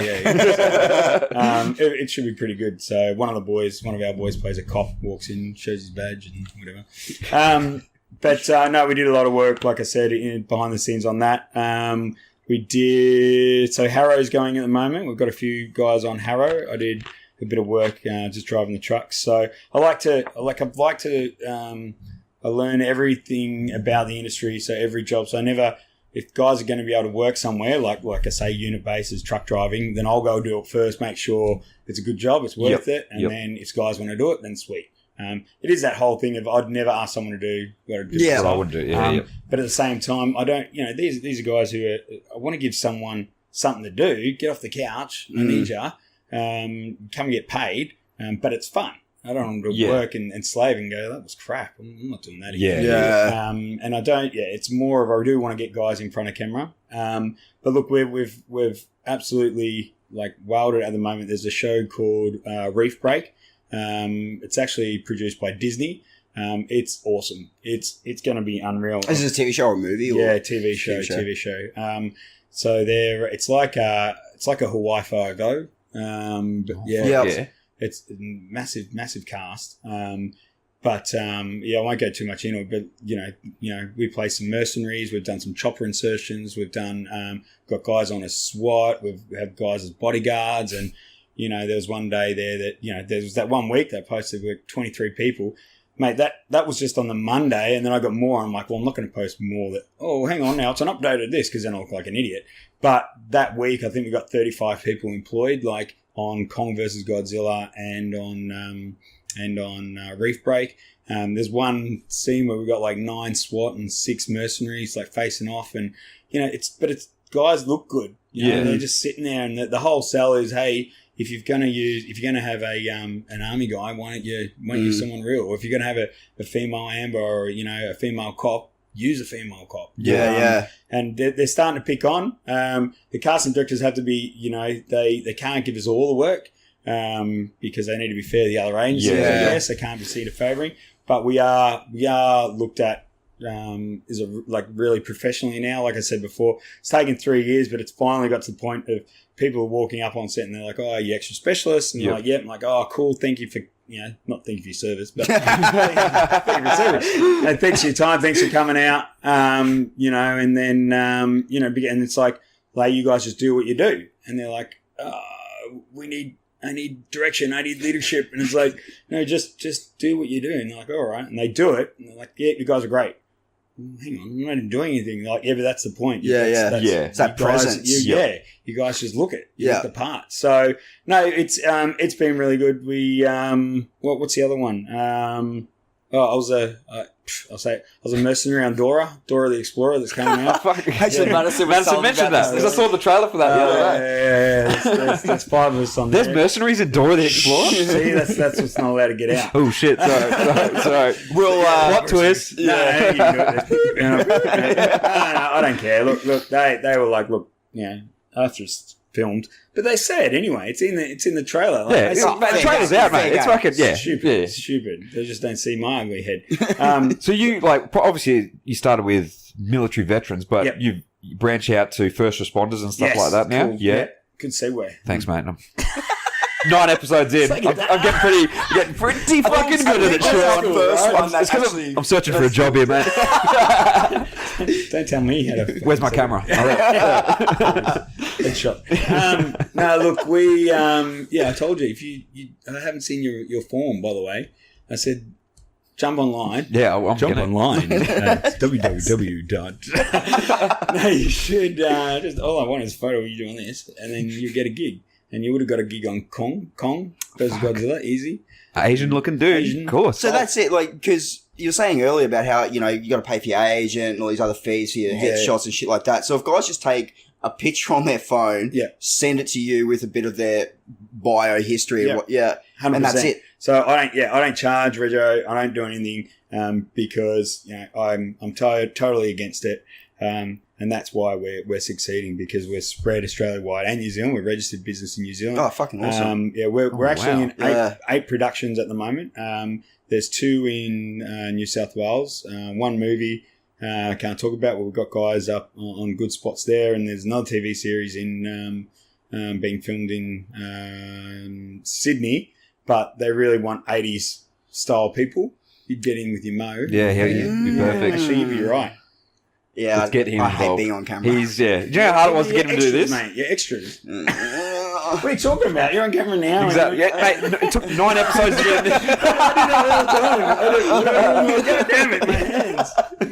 What do we do with my hands? How long Let's just do it. We stuffed up. Yeah, and, we fucked up, and we had to take a quick break due to technical difficulties. And we've been recording, and we haven't. Basically. So bad luck to the viewers. Listeners, you're all good. Yeah. Viewers, Yeah. sorry This will be a guys. seamless transition. Exactly. Where's my camera? Oh, there it is. Camera 1, camera 2. Camera 1, camera 2. Well, yeah, let's start with, we were talking about it vaguely of like what guys need to do to get in contact with you, but guys who really want to get into it, what can they do? Yeah, it's a really big time at the moment to jump on.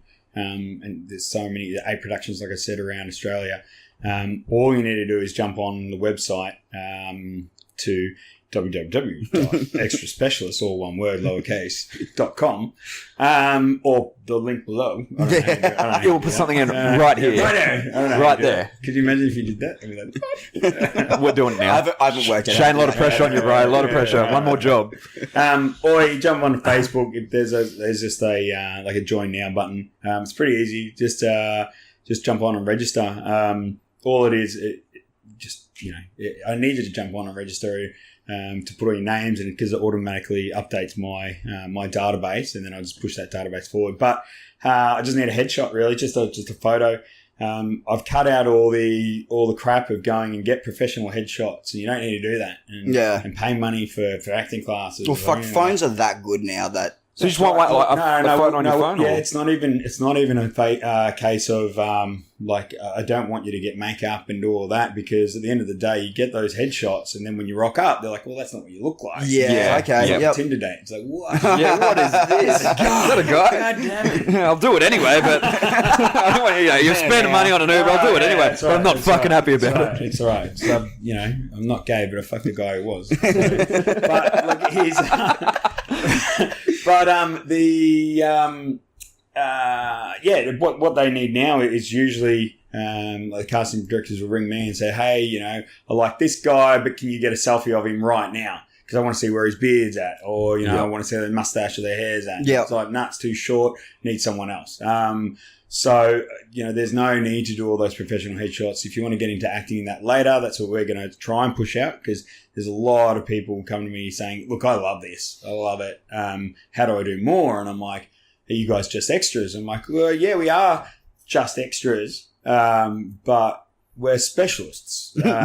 No, but we're getting roles that are more than just like sitting in the background. Yeah. We did a scene on Kong vs Godzilla the other day, where the whole studio was there. It was all green screen. There was snow on the ground, but there was just 6 of us, and it's just 6 of us on the screen. And then the next day they called 3 of us back. So the whole studio's there, and there's just 3 of us that are there because we're soldiers.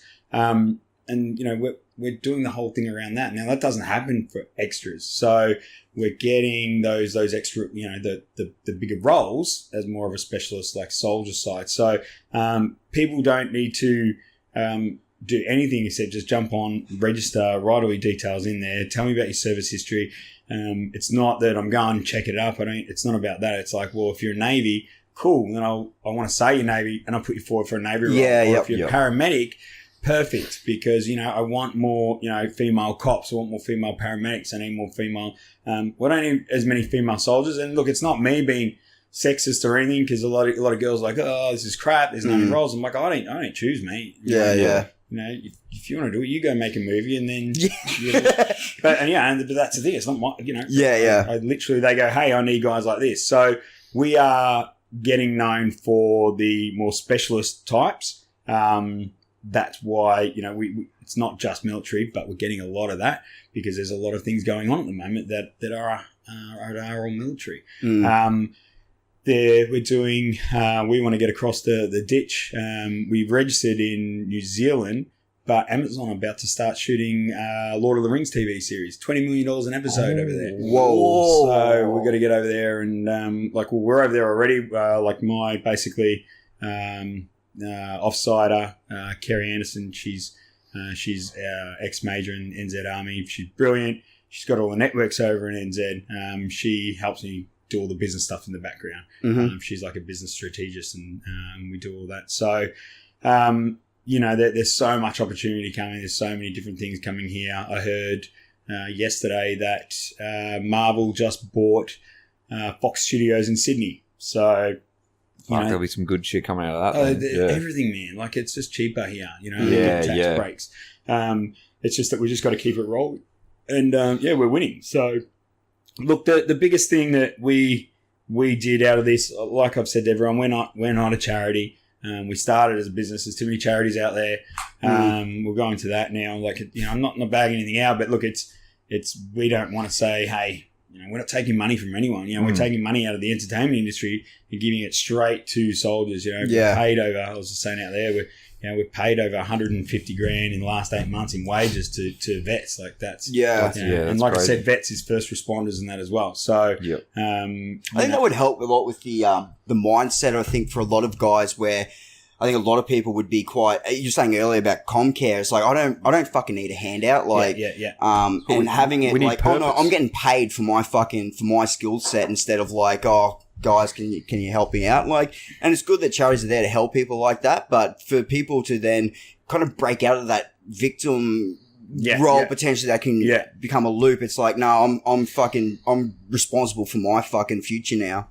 Well, I think, and that's what we're trying to say is it's not that, there are guys and girls out there that do need the help, and let's focus on them to give them the help. But I'm not giving handouts. I'm not helping people. I don't say that, I'm helping veterans. What I'm doing is utilizing them for the skills. I need warfighters. I need them to come and be on there. I need badass guys. We did a thing with Mark Wales. Mark Wales is SS major. He was also in Survivor. Come on, and he's awesome. He's the nicest bloke. Yep. So he went over. I heard a podcast. Bram Connolly did a podcast on him. It was hilarious. He was just saying how he went over to the States and did his MBA, his Masters in Business, and almost failed and all this. And he's just a nice guy, but he's come back, and I met with him down in Melbourne and said, look, I want you on board because, I need killers. I need killers to represent. Because this is what we're doing. I didn't want to have, we get big productions in Melbourne and they go all right, we want some SWAT teams to come in. I'm I want guys that have done that. Yeah. But I don't want, 17-year-old reservists coming in going, I'm Army. Well, you're not. You're not, mate. Yeah. Sorry. And it's I don't mind. I'll use them, but it works both ways because I don't want to say, sell to productions that this is what it is. But then also you get someone like Mark Wales in there, and then he's as part of a 4-man team, and you got him and, 2 of his solid operators, and you got a 17-year-old. Yeah, we're all the same. I don't want them to go, oh, well, hang on, this isn't professional. What are you doing? Yeah. We want the right guys. And I want guys that are ex, like SOGIs or, special operations groups for cops and that, to want to come in and go, hey, these guys are cool. This is a bit of fun.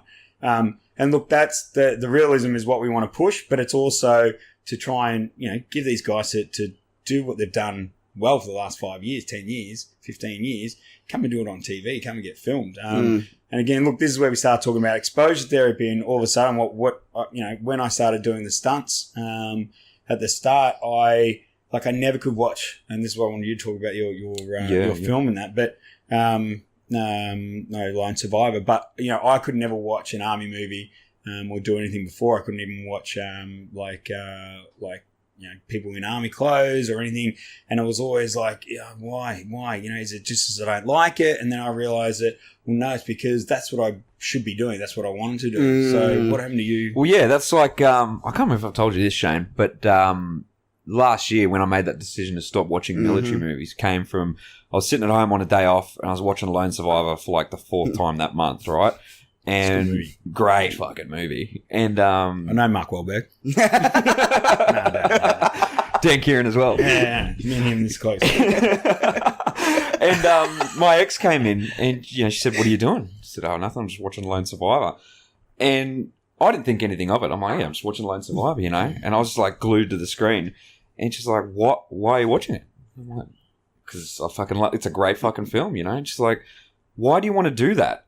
She's like pointing at the screen, and when like a massive contact scene's on, and I'm like, "Oh, what do you mean? Why do I want to do that?" She's like, "That's not what you don't do that, and you never are going to go back overseas. Basically, that's not you anymore. Like, you need to stop watching military movies and like dreaming of that pissed me off if she told me. Well, that's the thing. I got angry inside but she was right at the end of the day. It was basically I'm still nostalgic of being in the army and I want to go overseas again and I want to be that warfighter. I want to do that. I'm never going to fucking do that again. I'm never going to go overseas and I'm not going to be in a fucking contact like in Lone Survivor. That's for sure. But that's when depression and that can hit. Yeah, exactly. So after that, I kind of got pissed off and I rang Riles and I said, "Hey man, like."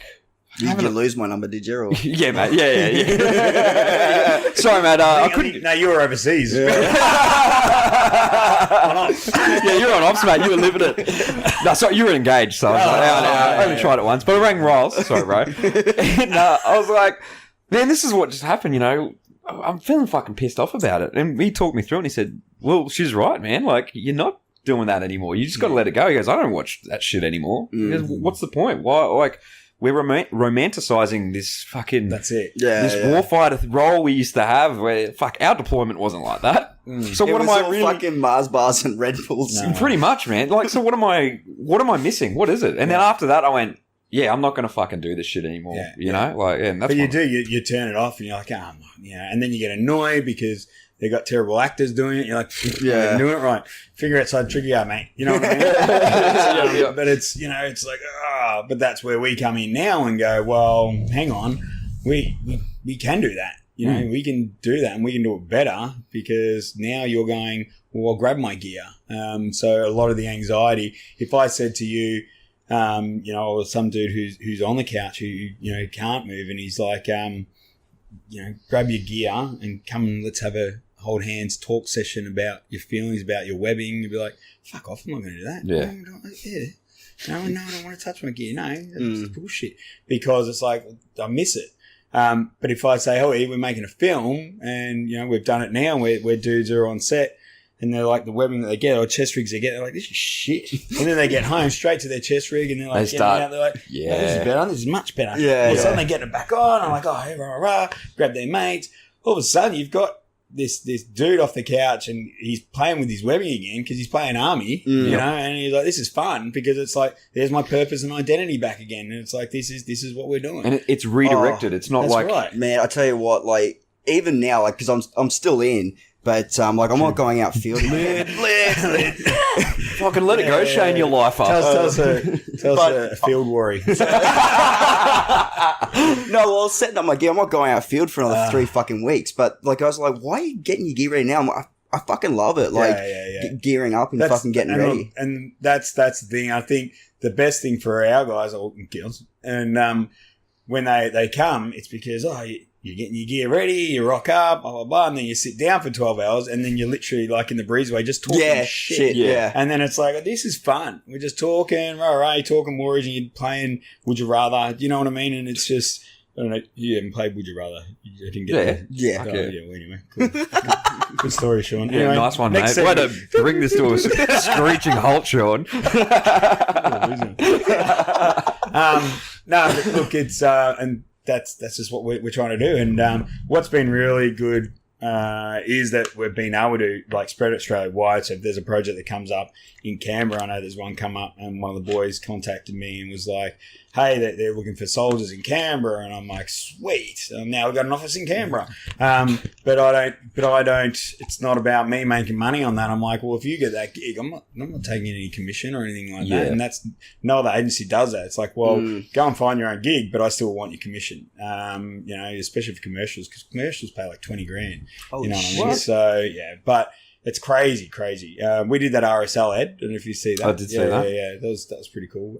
So we got everyone there. Is that the one in the Uber? Yeah. That's fucking good ad. So thank you. I had nothing to do with the writing. I was just the dude in the background, and then you see me in the flagpole. I don't know how I got up there so quick. But we were really pushing the RSL. Say, hey, if you're going to do this, we'll use real vets, and we're pushing it for ages, and then. They come in and look, I'm glad that they're promoting, hey, we use real vets in this. I'm like, oh, what a great idea. Where it was when they're trying to find the actress for it, it was really hard because again, because we're still new or fairly new and we haven't got this group, trained and doing all this. And they're like, oh, we need a female, a 27-year-old female, who's been to Afghan twice. I'm like, sweet. Call around. Yep, got about 4 females being Afghan. And I'm like, you got to go. I got one copper chick and she hadn't been Afghan, but I'm like, look, you've served overseas. You got gongs. You probably have to put on Afghan gongs. But look, everyone will have a laugh. It's for an ad, so you'll be fine. Yeah. I said, but at least you served and you suit this role. And they're like, oh, well, I've never acted before. I'm like, don't worry, just go in. You should be right. But that's really hard to do, and it put too much pressure on them, and I kind of did the wrong thing because it was like just go in because they're like, oh, we've got to push this, we need him now. So the 4 girls went in, and then they're like, no, we don't like him because can't act, right? It's like, well, they can. Just tell them what to do properly. And like, no, we need someone, and they put all this pressure on timing. We've got to do this, and it's like all of a sudden. They just shut it down. They said, oh, no, we couldn't find anyone. And then they waited 12 weeks and then they found someone and then they got her up. And I mean, she's great in the ad, but I was like, well, fuck, if you'd listened to me at the start, I've got these girls that are ready. Give me a week with one of them. Pick one that you like. Give me a week. Give me 2 days and they'll be awesome on set because it's not hard. Like it's realism that you want to show. Yeah. But that's what we're still trying to say to the industry is, hey, we can do everything for you. Don't just ask me at last minute and then expect it to happen. But unfortunately, that's how they roll. And it's very, very hard because, like for Kong and for this Reef Break one, they'll ring me and go, hey, we need 10 guys tomorrow for 3 a.m. shoot. And I'm like, oh, and like, can you do it? I'm like, wait. And so I get online where I'm like, we can't have used them before. So you're like, oh, so I've got to quickly get as many as I can. I put everyone forward, like, because they're like, oh, they need to be this height, unshaven, and there's guys that are like, it makes my job sound really hard, but it's not. It's literally swiping right. And then they're like, oh, you can use this guy, and they're like, oh, he need to shave his beard. I'm like, yeah, he's fine, he'll shave it. And they'll say, no, we want to use him for Kong next week, so don't shave. And you're like, all right, cool. And then which is great. It's a great problem to have. But it's very hard when, the Sydney one, they're like, we need these people down this week, rah. And I'm like, hey, look, let's plan for 5 weeks down the track. Let's plan for the whole production. When do you need them? Like, oh, no, I don't care about that. I'm just worried about this week. And I'm like, it's not how the army works. Trying to teach, teaches people how to, long-term manage and all this. And it's, but it's really hard to say to the guys, hey, look, can you do it tomorrow? And they're like, no, I can't. I'm like, oh, well. Yeah. And then they're all sorry and apologetic. Like, they've let me down. I'm like, no, I don't care. Get off the phone. We're trying to get there. Look, if we start doing our own things, it'll be different, which would be a lot more fun. We'll get you guys involved and we're keen. But I love the sound of like that community that you're fucking developing and like even be able to incorporate city actors into that and their... Well, can you talk about that a little bit? Do whatever we want. Your show. It's your show now. It's your show, cuz. But like you mentioned it out there, your future plans down the track, what do you want to achieve? Good question. What was it? That was not set up at all. No. Look, we are building our little community. We're trying to get a location to build like a hub. I'm not calling it a hub because everyone calls things a hub, and I've got bad experiences of the hub in Palmerston in Darwin. I don't know if you've ever been. No, don't worry about it. Can we call it CHQ? No. I've got a really cool name. It's patent pending. So I'm not. When you hear it, you're like, oh, that's smart. Steal it. Can't tell you. I'll just tell you and everyone. No. You'll be like that. Yeah, got it. Yeah, works. Anyway, but this hub, where it's just a place to come. The term we're trying to use now, and my mate Lucas Willie uses, is that there needs to be a beacon, a reason for someone to go somewhere, and like our beacon is like film. That's easy. So people are like, oh, that sounds really cool. And then if we say, hey, come and do this, a bit of training. So we do a bit of training, we do a bit of filming, we incorporate other veteran-owned businesses to come in and say, hey, this is what we do. So guys that are getting out of the army go, or whatever, out of the forces, can go, it's not about, well, what am I going to do? I've got to get a job. It's too hard for them to get a job. But if you come and see what like you guys are doing, it's like, hey, well, that's a good idea. Why don't you start that? Well, I wouldn't know where to start. Well, cool, because there's all these people here that can help you. If you need funding, well, let's look at some people who can fund you or get some grants or things like that. I spent all my money into getting this going. It's only now starting to see some coin back. But, it's same as Red 6. Michael, he just started that with his own coin. Everyone's like, yeah, you got to put money into it. But that's because we haven't really had this connection or community before. What we need is just to combine everyone, because everyone's trying to do their same thing. Yeah. Let's just bring everyone together. And it's like, but no one's stealing any ideas off It's just like helping everyone's each just other supporting out. each other. Yeah, just support it, because, I did the whole hashtag Year of the Veteran hashtag. I'm trying to make it a thing. I'm trying to make it kick off. I'm trying to make it viral. We'll help you out, mate. We'll help you out. Yeah. Just, I need an extra 4 lines. Write that down, Madison. She's all over it.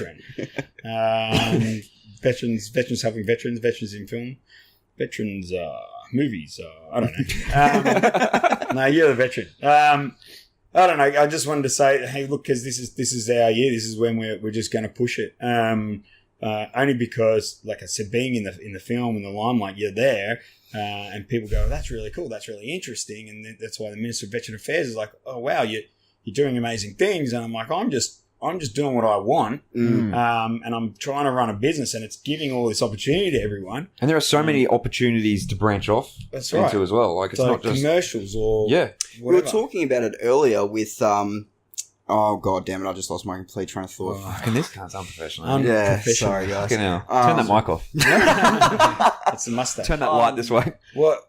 Well, you think of that. Here's what I like about your idea. You're saying it's a community. There's already communities. People say when they leave the military, let's we'll all get together. All veterans will get together, and it's always the same thing. Let's just get on the piss. Reminisce of the old days. Well, that's right. You're still seeing veterans and people from the same walk of life, but it's working towards something and helping each other out. It's not just let's sit around. Because if the only thing you're doing is like scraping by, stacking shelves at Woolies, and then the only thing you've got to look forward to once a month is to catch up with the boys on the piers. Yeah. Like, that's probably not the best thing to be looking forward to. No, that's right. I mean, look, that was the thing that we were saying, like last year, to really promote this, is the only time that we get together is like Anzac Day or someone's funeral. It's always on the piers, and it's just not good. And it always ends up being a depressing kind of event. That's right. Yeah. So, we wanted to do more, and it's again a good problem to have, but we want to do workshops every month, and we want to do short films every month. But I've just been that busy that I just can't. It's taken off faster than I thought. But again, business sense wise, I've got no outgoings because it's all. I can't go and get an office to do all that because I don't have the money to do that. So, like you guys, it's the less outgoings you can have and do your own hobby. And then bring people along, then screw it. And what I do is, if someone, like I was saying before, if they can get themselves in there, cool. You've just got yourself. I don't want any of your, I don't want any commission for that, because I want people to go out and get their own work. I will still represent you, because I want our name to go out there, and that's a name you're representing when you're there.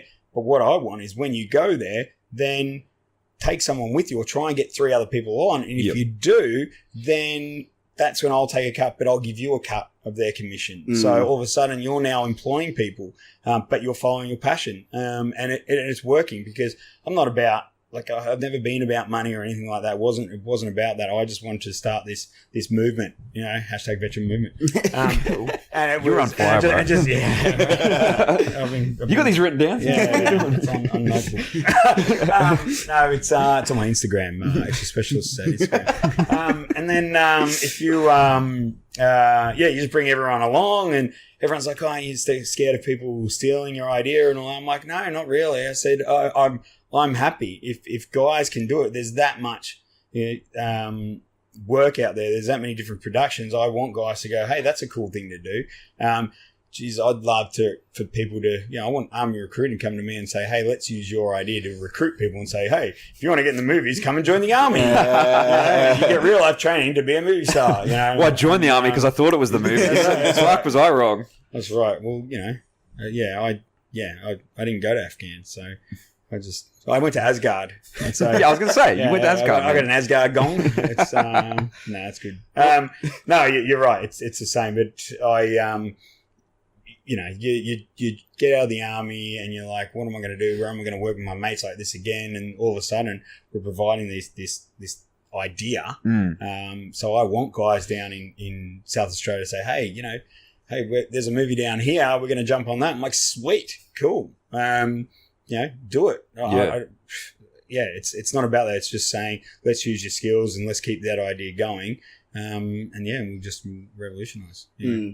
Well, take 2, like we were talking about earlier with social media, like early conception of it being not utilized to its full potential. Like, it seems like this hub that you're trying to create is that, like, utilizing an untapped resource in fucking military and fucking service personnel just because of their training and the way that they are, like, instinctively trained to fucking follow orders and do certain things. Like, using it in a different way. Because let's face it, when we were getting out of the Army the first time for you, before you got back in, you always heard guys say the same thing. I'm either going to join the coppers, which I did. I'm going to fucking be a PT. Because you got all the skills. Why exactly. I'm going to do private security. Well, this is using the other part of our skills that are ingrained in us in another way that's not going to leave you to a life of stress or anxiety. It's and it gives you different passion. Fun. The only problem we've got is there's not that much. There's not a lot of work.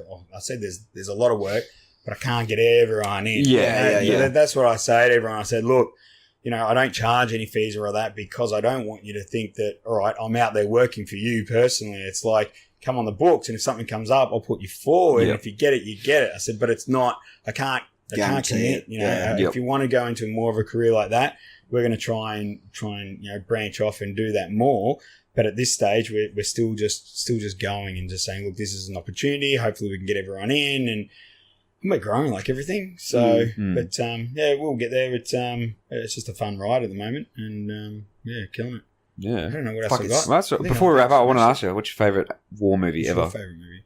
Oh, Danger Close. Cinemas. I knew you were going to say that. Before then. See, that's hard because, I've been off war movies for so long. You know what I mean? I started watching them again. It's really funny when you go back and you watch all the old ones like Platoon and all that, and you're like, fuck, this is shit. You can't go past like Full Metal Jacket. I love the, I want to show you this clip later. Remind me of Full Metal Jacket. Anyway, it's Warface. It's like, let me see your Warface. It's like singing. Have you seen the singing one? No, it's freaking hilarious. Anyway, YouTube it. Madison, bring that up. Far out. What have I got? Well, what's your favourite movie then? See that you just broadened it out. You've made it. I'm sorry. I thought that'd be easier. I fucking thought that'd be easier. No. These are good questions. Turn my mic off. I wasn't ready. I wasn't ready for questions. Not pre-planned. I like it. He put me on the spot. He told me. Well, we didn't discuss this. What are you doing, man? So right, let's break this down. First of all, I've got to go with like I do like Lone Survivor, like I really do. You got it's freaking good. Like Why are you saying no? Yeah. No, I'm agreeing. That was just, yeah. Oh, okay. Everyone's sorry if it sounded sarcastic. Yeah, a little bit, mate. Yeah, I'm like, who are you, man? Who turned this back on? I'm going to ring Mark right now. Get Mark on the phone. Oh, damn it. Funnily enough, his nephew he plays Diego in Dora. There you go. Oh, really? So Jesus Christ. 2 degrees of separation. There you go. Yeah, Get him on the show for us. Yeah. Do I get a commission? I'll get 50% of all the money you're making right now. We'll make you a cup of Warfighter coffee. Yeah. So what the all right. Let's just move on to a movie. It's really hard, man. I didn't think. Sorry, man. I thought this was this is a good question, right? The best movie. I was thinking about this the other night. I still have to go with The Dark Knight, right? It sounds so stupid, but it's at the angle. I don't know if you saw that. Is it Oswald or whatever his name? Anyway, he put a spin on it that the Joker is the movie's not. If you look at it as not Batman movie, if you look at it as a Joker movie, and then Joker's actually a ex-Intel officer suffering PTSD. It's actually a really good movie. Like it fully changes anything, and it makes Batman look like a dick. So it really does. I'm gonna watch this tonight. You got to read it up first. Find the link below. I don't know if you can do that, but yeah, you got to read it up first, and it's all about it. It just puts it back, and I don't know if they wrote it just for this character, for old mate's Heath Ledger's character, but it fits so well just with all the little triggers and what he says, and when he says it, it's like, that's not how you interrogate someone. This is how you interrogate someone. And, he's talking to Batman, and then he's talking about the whole, the world needs a hero, but it's not the hero they can actually see. And the whole thing is he doesn't like the crime. He's going around and he's like getting rid of all the old bosses and all that, but he's using Batman to come out, but he wants Batman to turn bad. But then he shows how Batman's like, you're following the system, mate. You got to get away from the system. Like, the system's broken. You're out there enforcing the law. And this makes you stop and think. And I think when you get out of the army, this is getting deep, man. Holy fuck, yeah. Only because when you get out of the army, and when that light goes off in your head of what am I doing? What have I done? And like, especially for cops, I think is shit. All I've done was just collect money for the government. Cog in the system. Really just working for that. And it's like, oh no. And then you wake up and then it's full Matrix. So it's full Matrix is documented. It's like once you're awake and once you see the world for what it is, you can't go back to sleep. When you look at that, you're like, oh my God, I can't believe I did that. And it's stupid. And I think that's what cops and that struggle with, and army guys struggle with, is what was I doing it for? What was all the point? I want to do the right thing, and cops are like, I wanted to save people. I want to do all this. And all of a sudden, all they're doing is collecting, speeding fines at the side of the road. And you're like, well, that's not saving lives. That's not policing a system. That's just, it's collecting money. Tax revenue, tax raise. That's why I don't write tickets, guys. Don't tell my bosses that. We'll cut this out, right? Yeah. Anyway, I think, but once you wake up, and so I think what, Joker's woken up to that, and he's trying to wake Batman up because he's like, look, mate, you're brilliant, you're doing really well, but you're blinded. You're trying to protect all these people that this society isn't real. The society that we're in is just lost and wrecked. And the reason, what he shows is, he goes, he doesn't kill anyone. He goes, I give everyone a choice of what to do, and society chooses to kill everyone else first. So, for example, he's like, here's a, like when the guy, we're just talking movies now. No, I'm sorry okay with this. Yeah. There's a part where that guy was going to dob in Bruce Wayne and say, well, Bruce Wayne's Batman, blah, blah, blah, blah, blah. The Joker goes to stop that. He's like, hey, here's a guy who's a fraud, whatever. If someone goes out there and kills him, then if he doesn't die, I will blow up a hospital, right? Someone needs to go and wow, guys, so unprofessional. Turn that phone off, yeah. Going, producer. So he's like, look, I'm not going to kill anyone. All you have to do is go and you either kill one person who's a really bad guy, or I'm going to blow up a hospital. So you're really killing them.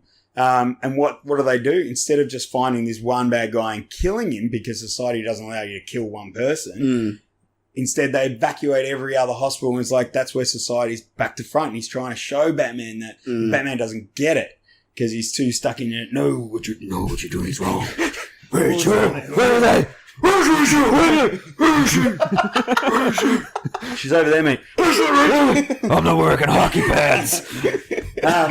I mean, it's like, and then, he does a whole thing of, he gives them a choice. You can do this or all these people will die. And then society's like, well, no, that's wrong, but you're wrong. He's like, I'm not wrong. He's like, society's screwed. And what he does is try and do that. And when you watch it, it flips your mind. So it's literally not a movie about Batman. It's literally about Joker. And it's amazing. It's absolutely amazing. I'm gonna rewatch this. Yeah, I never really liked The Dark Knight all that much, but now when you watch it, you literally. I love Batman looks like a pussy. God, you're an idiot. Wake up. And that makes so much more sense then to like if you go that one. I don't know. You'd probably old man Bruce Wayne, like fucking when Batman gets old and he starts like fucking branding. I think that was the real one. Yeah. That makes even more fucking sense then. Yeah. That's it. Because he's like, all right. I mean, I don't like any of the new DCs. Oh, I shouldn't say that because I'm mean stuff. But we'll cut that bit out.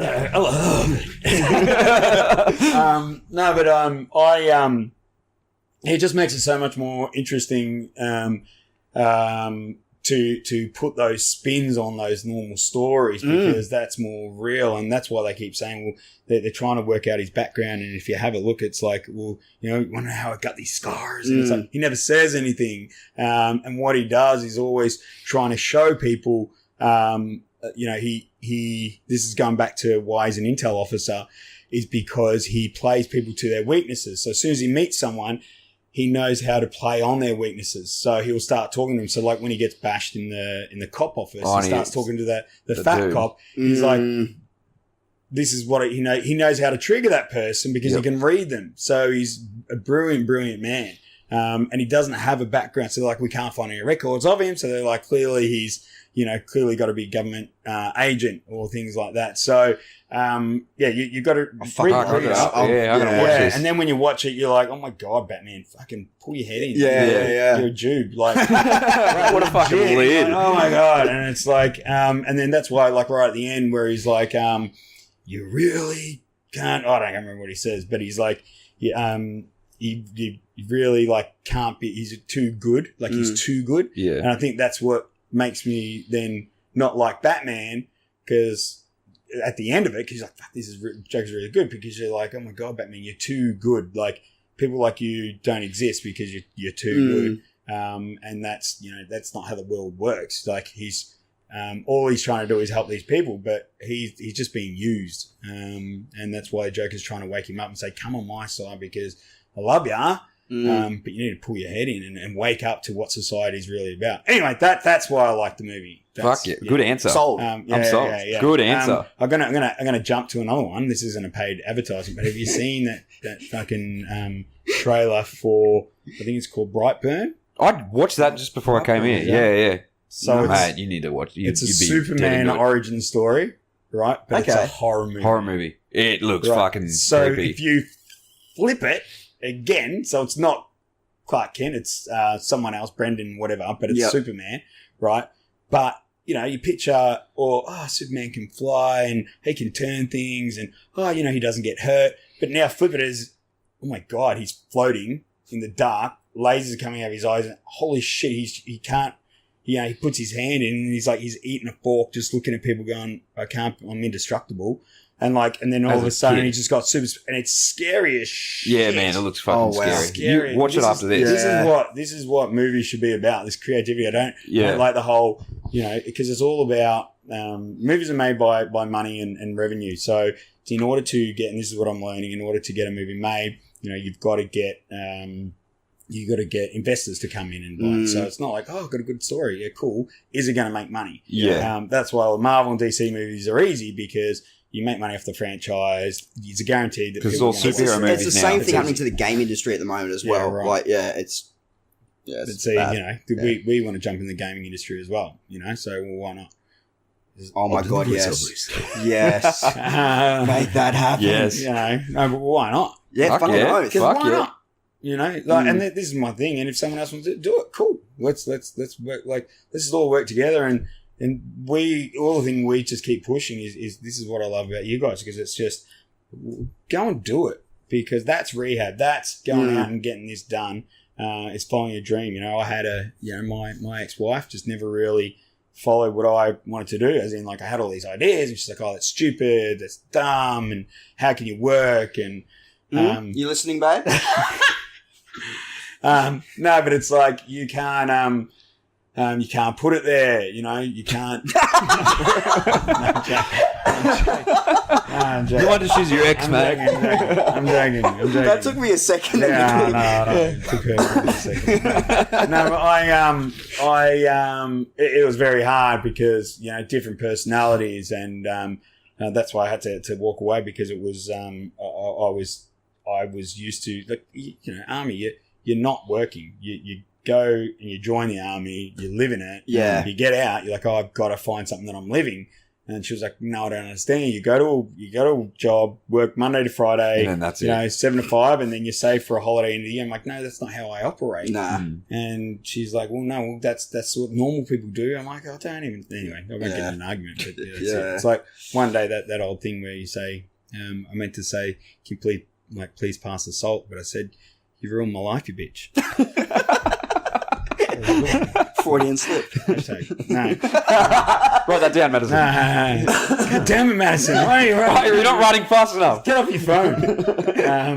Yeah. I don't know. I could talk all day. But, mate, we could talk to you all day. We're going to have to get you on again. Yeah, we'll get you on for that. We'll get you when this movie comes out as well. We'll get you boys in to watch the premiere with the guys. Mate, we would love that. We would bloody love that. Fucking oath. But yeah, we've got to get more guys and girls to join. So jump online and register. Once again, mate, where can everyone find you?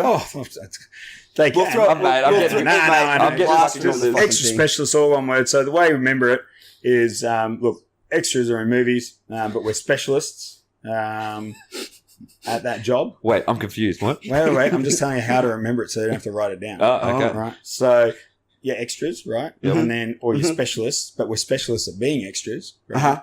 And extra, if you break it down, is actually a mnemonic, which you know what a mnemonic is? Anyway, a mnemonic's like an acronym, but actually says a word. Anyway, so it's ex-military or ex-whatever. Yep. Trained, ready, adaptable.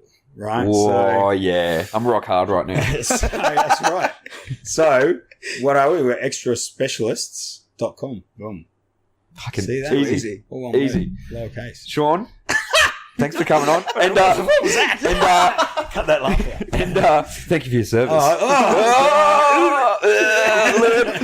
That's Maladjusted Monkeys. We're out.